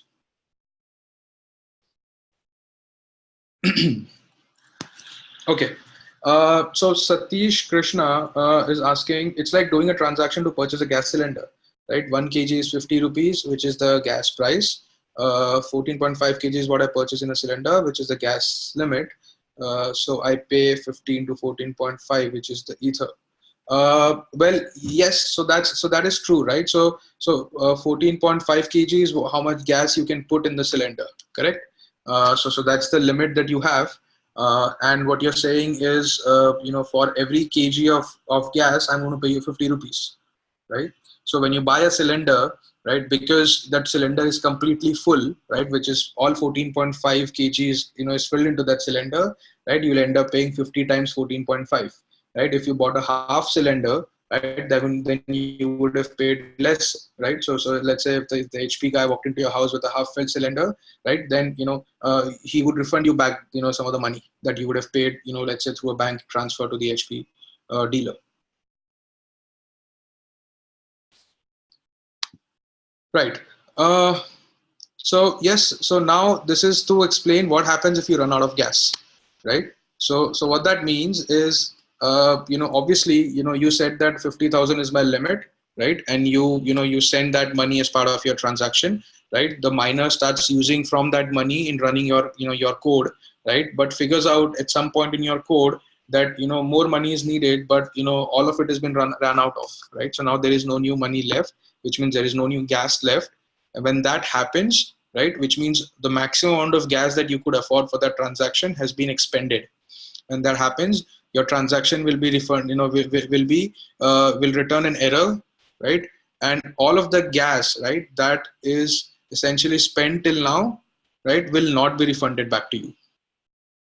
And that is very logical, because if you think of it, the miner actually spent resources in running your wrong transaction, right? So if you make a mistake in calculating, right, how much gas you want to pass to a transaction, okay, and your transaction ends up consuming more gas, right, then you end up losing all of your money, even though your transaction was not successful, right? Similarly, if your transaction had some coding error in it, okay, and it produced an error, right, till the point that the error was produced, all of the gas that was consumed will also be lost, will also be used by the miner, because he spent his resources in running your wrong transactions, or he spent his resources in running your, right, in running your underfunded transaction, right? So you have to be careful about both of these things. And that is why when you're building on Ethereum, it is very, very critical that you run your transactions on a test network, right, or a local test network, something like Truffle, which is what we are going to do as part of our future classes, right, to make sure that you know what each of your transactions are going to cost, right, and you include that gas as part of the limit, or you make your limit much higher, right, so that you know that you're never going to cross these limits, right? So you have to be careful about that idea. Now, a few important things to remember about gas. Gas, so there is a fee for storage as well. It's not just for computation, right? So if you're doing 2 plus 2, there is a fee for that, right? But if you're saving 2 plus 2 equal to 4, in the storage of the blockchain, right, then there is a fee for that as well. Okay. Uh, and the reason why we have fees implemented is because we want to avoid people overtaxing the network, right? You want to avoid people who are just randomly putting a lot of data onto the network with no real purpose, right? So imposing fees introduces the idea that people are very, very thrift in deciding what goes onto the network, right? And only the very, very important stuff goes onto the network, right? Now let's move on to, is there a chance? Okay, so Sid is asking, is there a chance miner always uses max limit? No. So this is considered the reason. So how do you ensure? That's a good question, right? How do you ensure that a miner is working by the rules, right? And he does not end up taking all of your money and never refunds you back anything, right? So that is ensured by the EVM, right? The core compiler that is running these transactions, okay, so remember, if you're a node in a blockchain, you're basically running some sort of a software, correct? That's running that whole blockchain and making you a part of a network, right? It's like installing some, like Apple Music on your computer, right? It's a software that you install, right? That then connects you to the Apple cloud, right? And you can listen to all of your music, right? Similarly, there is, a tool or a software that, these blockchains have within Ethereum, right? That core basic software, or the base, right?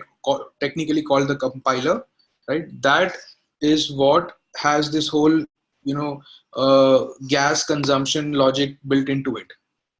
People cannot change that compiler. If you change the code of that compiler, right, you will not be able to connect to the blockchain. You getting it? So the codes for calculating gas and managing the refunds, that entire flow of, the whole transaction flow, right, is deeply integrated into the code for, the EVM, right? And that's how it's secured. So miners have no control over it. They cannot change it. They can technically change it, but if they do change it, then it's their own software. It's no longer, an Ethereum EVM, so they cannot connect to the Ethereum network. All right. So now let's move on to the next concept, which is Ethereum accounts. Okay. So now the one thing that you've got to realize, right? We've talked about this earlier, right? The core difference between blockchain and Ethereum is blockchain is a UTXO based transaction system, right? Ethereum is an accounts based transaction system. Okay. So while in the blockchain system, in the Bitcoin system, right? You had the concept of your wallet with notes in it. Okay. Think of the Ethereum system as an ATM card system, right? Where you carry the ATM card everywhere, right? And the balance in your ATM card is kept as a track of by your bank account, right? By your bank branch, right? So Ethereum is like, an ATM card, right? Bitcoin is like your own wallet, right? So what's happening is the balance within your ATM card is reflected within, a shared state that is kept at the bank account, at the bank branch or the bank servers, right? Every time you swipe a card and you spend something, right, or you add some balance into your account, right, that state of your account, right, of your balance changes in this, in this network that is kept by the bank. Correct. So that is what is the core difference between Ethereum and Bitcoin. Right. So what we're saying is the global shared state, right? And that state in terms of Ethereum is obviously a shared state, right? Which means that, it's a state that's, kept on every network in the blockchain, right? It's a state which is, and we will be looking at what this state is, how it looks like, right? But right now, what you need to remember is this shared state of Ethereum, right? Which is a state of, or when I say state, remember we looked at state and we understood that state is essentially a representation of the current situation, right? Or the current state, right? Or essentially, somebody said that the gear example is a better example for looking at states, right? It is what gear you're currently in as part of your, the moment you change your gear from 4 to 5, right? That's a transaction or the input that you're giving from it to go from 4 to 5, right? And 6 is the current gear, right? So state is essentially the current representation of, whatever is the asset of your system. Okay. A shared state for Ethereum, right? What does it look like? It's essentially a list of many objects. Okay. And when I say objects, I mean computer science objects, right? Computer science objects means the key value pairs, right? So if you've looked at JSON objects, right? So it's essentially a list of key value pairs, right? Each of these key value pairs are called accounts. Okay. And these accounts can talk to each other through some sort of a messaging framework. All right. So Ethereum maintains this shared state, okay, the global state essentially, right, which is basically a list of all the accounts in the network, all right, and each of those accounts are essentially a key value pair, all right. What is the key of those accounts? It is essentially a 20-byte, identifier, right, which is usually the public key of the account owner. Right. So you guys have looked at the concept of, public and private keys, right? So you generate those public private keys and you can share your public keys with everybody, right? So that public key of an individual becomes, the key of the account. It becomes the ID of the account, right? So it's like my email address, right, is my ID on an email system, right? So similarly on the Ethereum system, right, every account will have an ID associated with it, right, which will become the key of this pair. Okay, and the value will be something which we will talk about, right? So now the other difference that comes in, right, is now there are two types of accounts. Okay, there are externally owned accounts, okay, which are accounts that are controlled by a private key owned by individuals like you and me. And then there are contract accounts. Okay, contract accounts are controlled by the code that is written as part of, that account. All right. So you write a set of code and the code controls what that account can do. An externally owned account is controlled by a private key. If you want to access an externally owned account, right, you have to use the private key to access that account. If you want to access a contract account, right, you have to access the code that's written for that contract account, and that code will do certain logic based on what is part of the code. All right. So there are two accounts. Remember this, very, very important to remember for Ethereum, right? The externally EOS and the CS, right? Now, what is the difference between them, right? So what happens is an EOS, so an externally owned account, right, can send messages to other externally owned accounts, or it can send messages to contract accounts. Okay. And the way it can do this is it'll have to sign those transactions using its private key. Because remember, we said that externally owned accounts are controlled by a private key, right, which is owned by the owner. And the account's ID, right, the public key is the same public key which is created from this private key. Right. So you use that public private key pair. Okay. You make the public key the ID of the account, and the private key is, is your key to enter the account, or, essentially sign transactions using using that account, right, which are then sent to other externally owned accounts, or they can be sent to contract accounts. Okay. When you send a message, right, to another externally owned account, then it is a simple value transfer. So when would you send a message from an externally owned account, which is, let's say, my account on Ethereum? Okay, when would I send a message from my account to Akhilesh's account, for example? Right. It is, so in that case, I am basically transferring some ether from my account to Akhilesh's account. Right. So it's a value transfer. So the only case you would contact another externally owned account, right, from your account, is when you want to do something that is done on Bitcoin also, which is a value transfer, right, the transfer of the currency, right, from the sender to the receiver, right. But when you send a message from, an externally owned account to a contract account, right, which means from my Ethereum account, right, if I send a message to one of the contract accounts, right, what will that do? The contract account does not have an owner, right? I mean, it does have an owner. It does not have, private key linked to an individual. So it's not, it's an account that's controlled by code, right? So what will happen is, when I hit that contract account, right, it will activate the code in the contract account, and based on, what part of the code I had called, or what function in the code I had called, it will perform various transactions, various actions, right?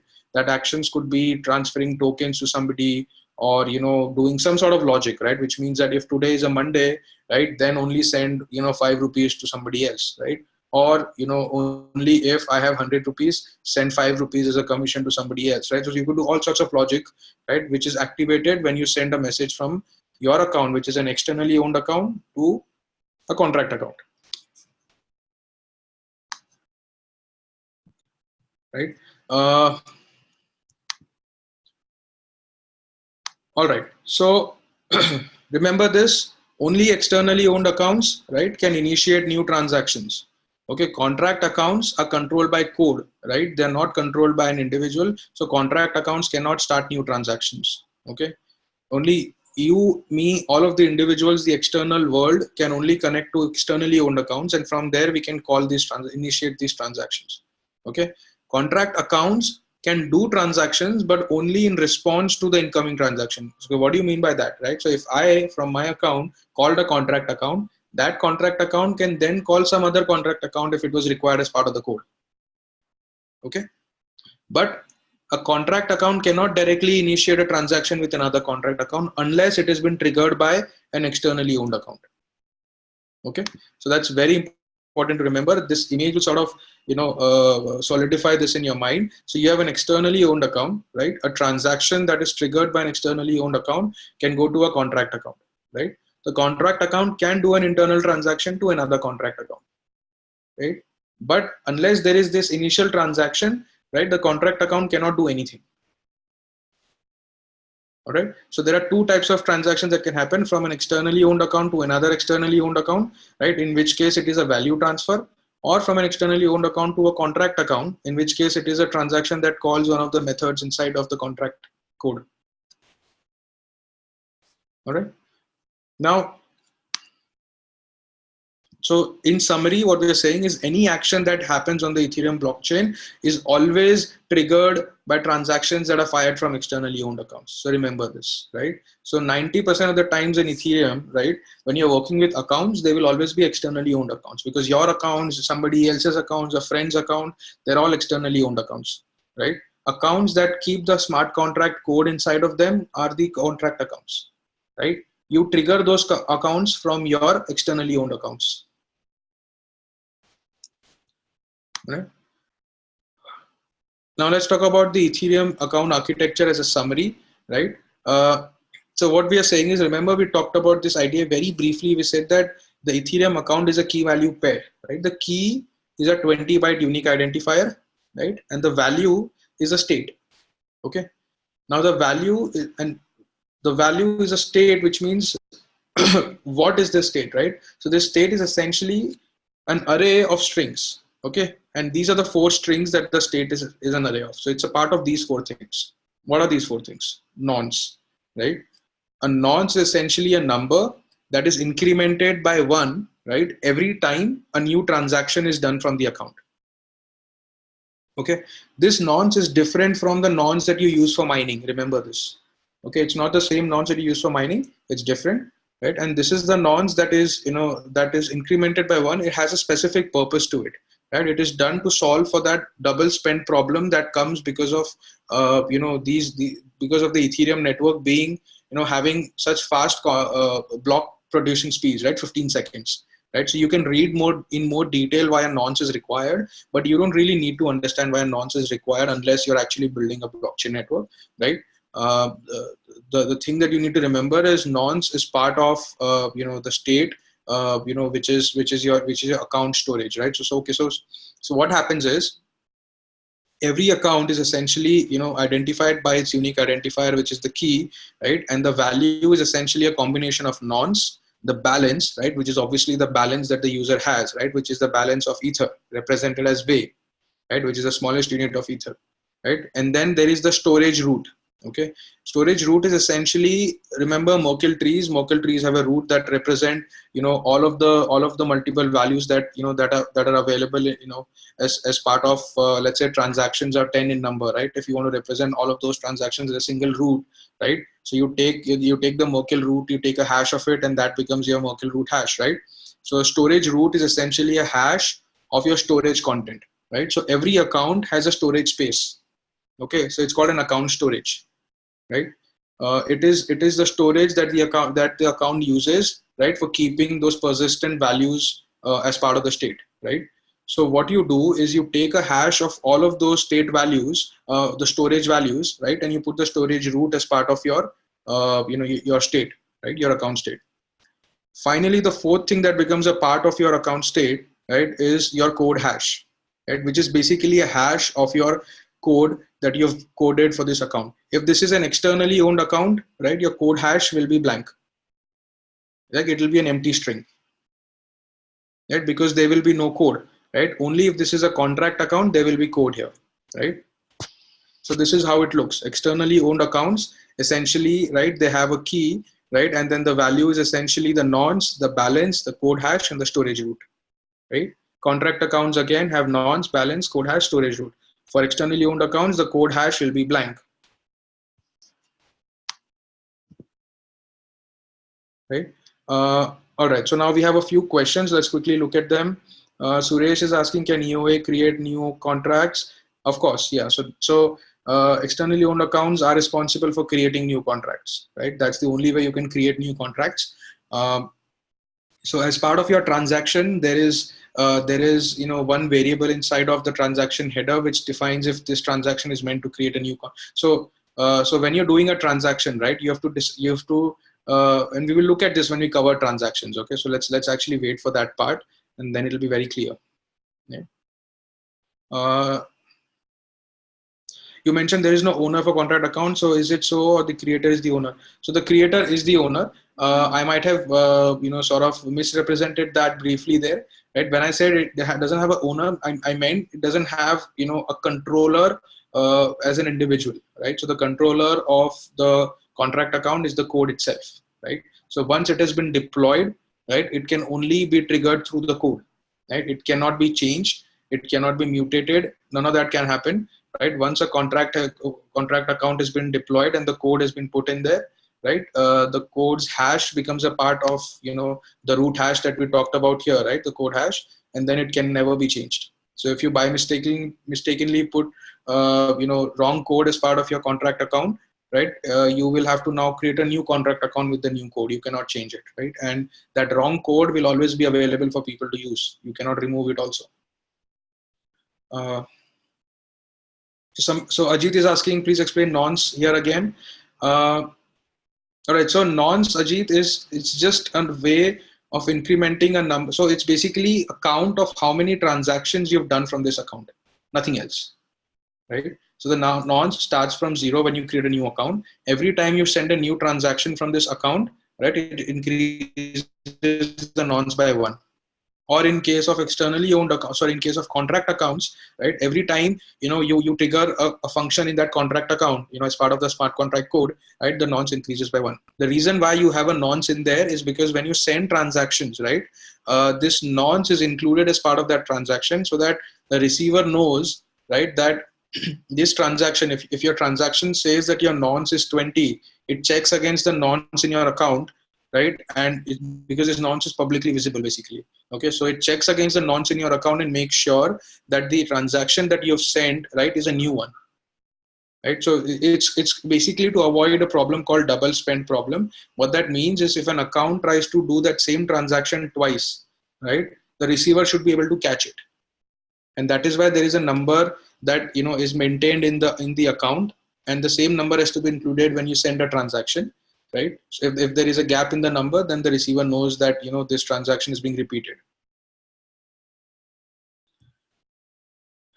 All right, so EOAs will have code hash blank, yes, because externally owned accounts don't have code, right? Contract accounts have code, obviously, right? So you don't have a code, so your hash will be a blank string, right? Only the contract accounts will have code and the code hash. All right.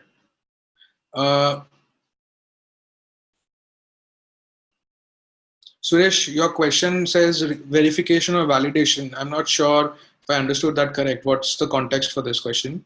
All right. For nonce, it is for validation, right? So it is for when they're doing a validation of the transaction, right, the incoming transaction, right, they check it against the nonce of the sender, right, to make sure that it matches.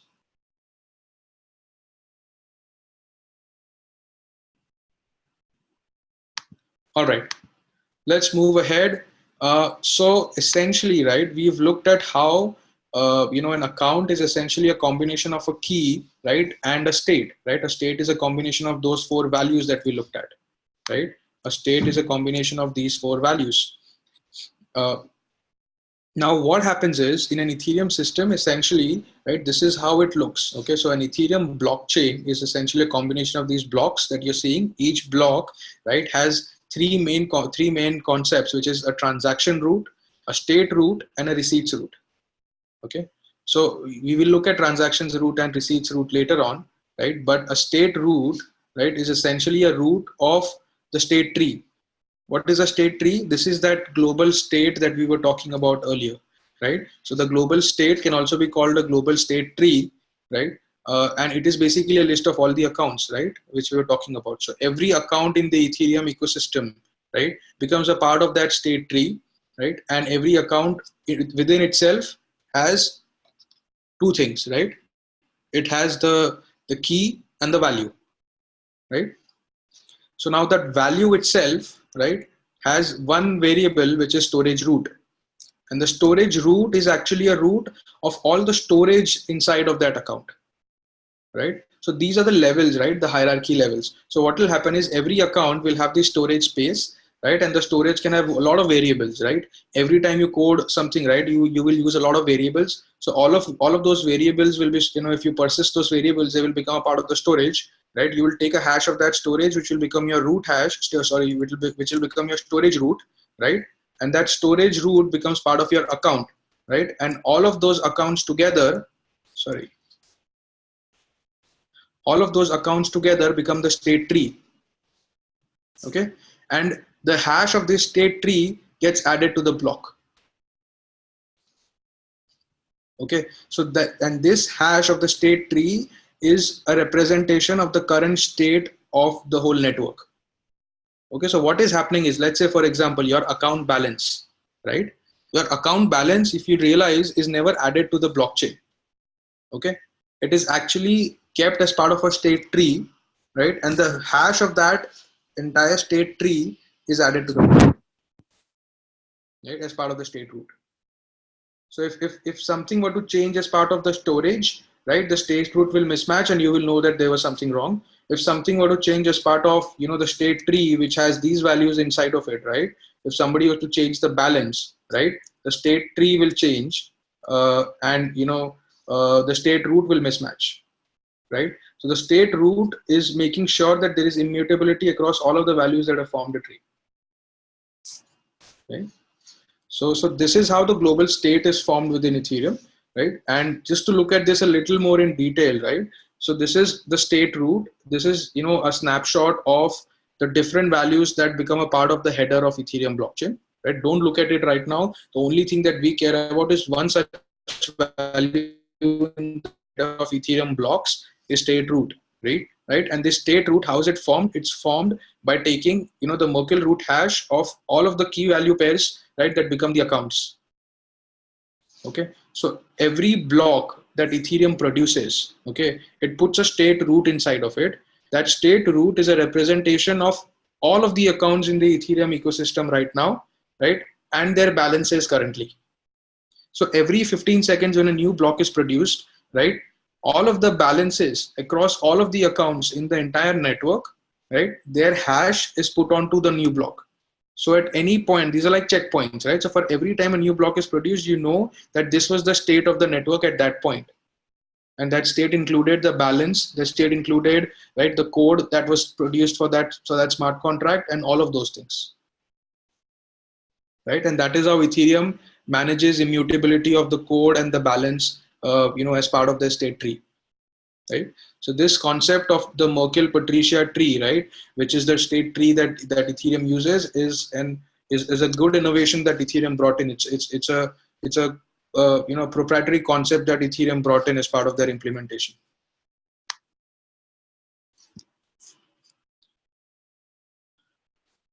Okay, Romanon has a question. How does the basic block of Ethereum play in parallel with architecture for EOA and CA?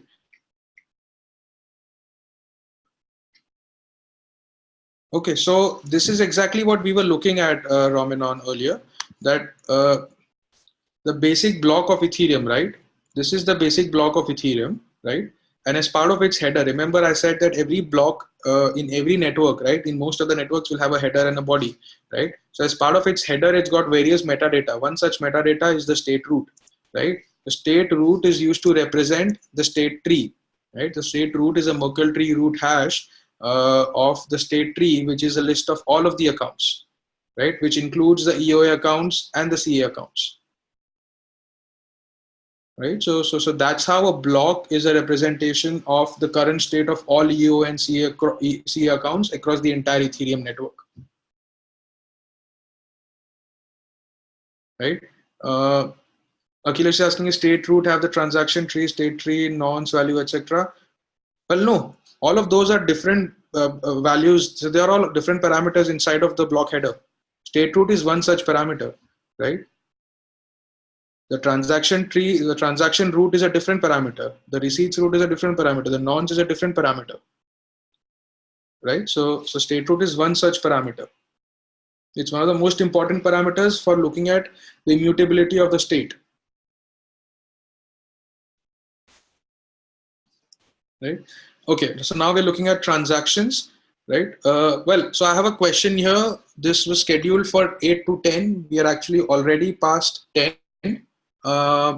So is it okay for you guys to stretch this, or do you want to end this here and continue it in the next session?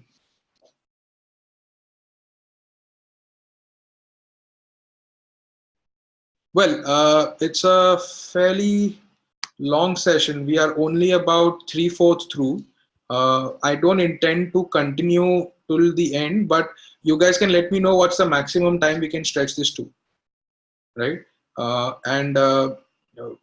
sort of then, do a hard stop there. Hi, Aakash. Hi, Gayatri. Hi, I think it's because it's past 10, and because we are on a weekday. Let's stop here and we can, start from the next session. Okay, all right then, Gayatri. So then that's what we will do. I will take the next 5 minutes to sort of sum it up here, right? Sure. Questions, and then we'll end it today. We'll continue this in the next call then. Right. So Suresh is asking my introduction. Okay. So Suresh, I think you weren't part of that earlier session that we did for blockchaining with JavaScript. Well, so my introduction, guys, I know it's a little too late for that, but so basically, I've been, I have a company. It's called 10x. That's essentially a startup. Been running in the blockchain space for about six and a half years now. So we've been essentially involved in creating a product in the education space built on blockchain as one part of it. It's a fairly complex product, and blockchain is one part of the solution. I have been involved, so I'm the CTO there and the co-founder. I've been doing this for some time. I'm also involved with various other initiatives in the blockchain space, both in the US and in India, uh, to sort of uh, one spread the whole, the community, the blockchain community. So I've been involved in a lot of sessions teaching. We do a lot of teaching in the US as well as part of 10x, as part of community initiatives. And yeah, that's essentially what I am. Uh, my core areas of focus are, cryptography in general, blockchain architecture, both permissionless blockchain architectures, and production level systems, because that's what we've been focused on for the last year or so. All right, so let's quickly sum it up here, right? We have, hold on a second, right? So we have looked at multiple things, right? So let's quickly go back to the, right, so the agenda, right? So we've done a recap of blockchain basics, looked at blockchain, Bitcoin architecture, done a recap of state transitions in Bitcoin, right? The history and the rationale behind why Ethereum was thought of. The basic architecture of Ethereum has been covered, right? We've looked at how Ethereum accounts, are built, right? How they add up, as a state root inside of, the blocks, right? What is a global state? How is it, maintained? Right? The different types of Ethereum accounts, right? The next thing that we will be doing from the next session is looking at state transitions inside of Ethereum, right? And when I say state transitions, remember this is where we're going to look at the difference between how state is transitioned inside of Bitcoin, which is through the UTXO model, right? Versus in Ethereum, where it will be the account model, right? So you will have your accounts, you will have your account balances, which are kept as part of the account state, right? And those balances will be updated, right? So we'll be looking at that and some of the other supporting concepts, right? So the core area that is pending from this session is that state transition part of it, right?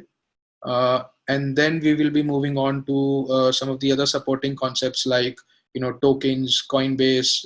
These are quick areas that we sort of skim through very quickly once we understand the core, right? Right. So if you want to look at what the agenda for the next session would be, so apart from finishing up what we've started today, right, from the next session, we will be going into covering essentially setting up your own private blockchain network, right? So we will be setting up a private Ethereum network on our own machine. So that will be an interactive session, the next one, right? So we will be working together and setting up a private Ethereum blockchain. And do a certain basic transactions to make sure that it's working, and see what are the different areas that affect how you set up a private Ethereum network. Remember, this will be a private Ethereum network, not a public one. Uh, so it will be on your computer. You will be connecting to your own private little network based on the Ethereum virtual machine. Uh, it's a quick setup, nothing too complicated, right? But it will give you insights into a lot of things that we have looked at in theory today, right? From there, we will then move on to coding in Solidity and creating smart contracts, which will be the third and the fourth part of the sessions that we'll be doing.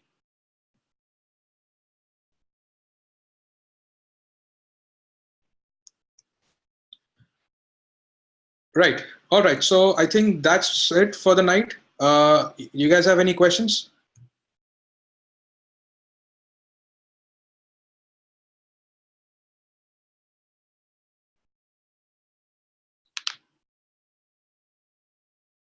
All right.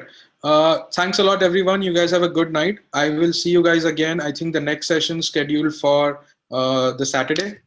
Right. So I look forward to seeing you guys on Saturday. If you've got any questions in between now and Saturday, do shoot me or reach out to your mentor at upGrad, and we can, they can liaison those questions back to me.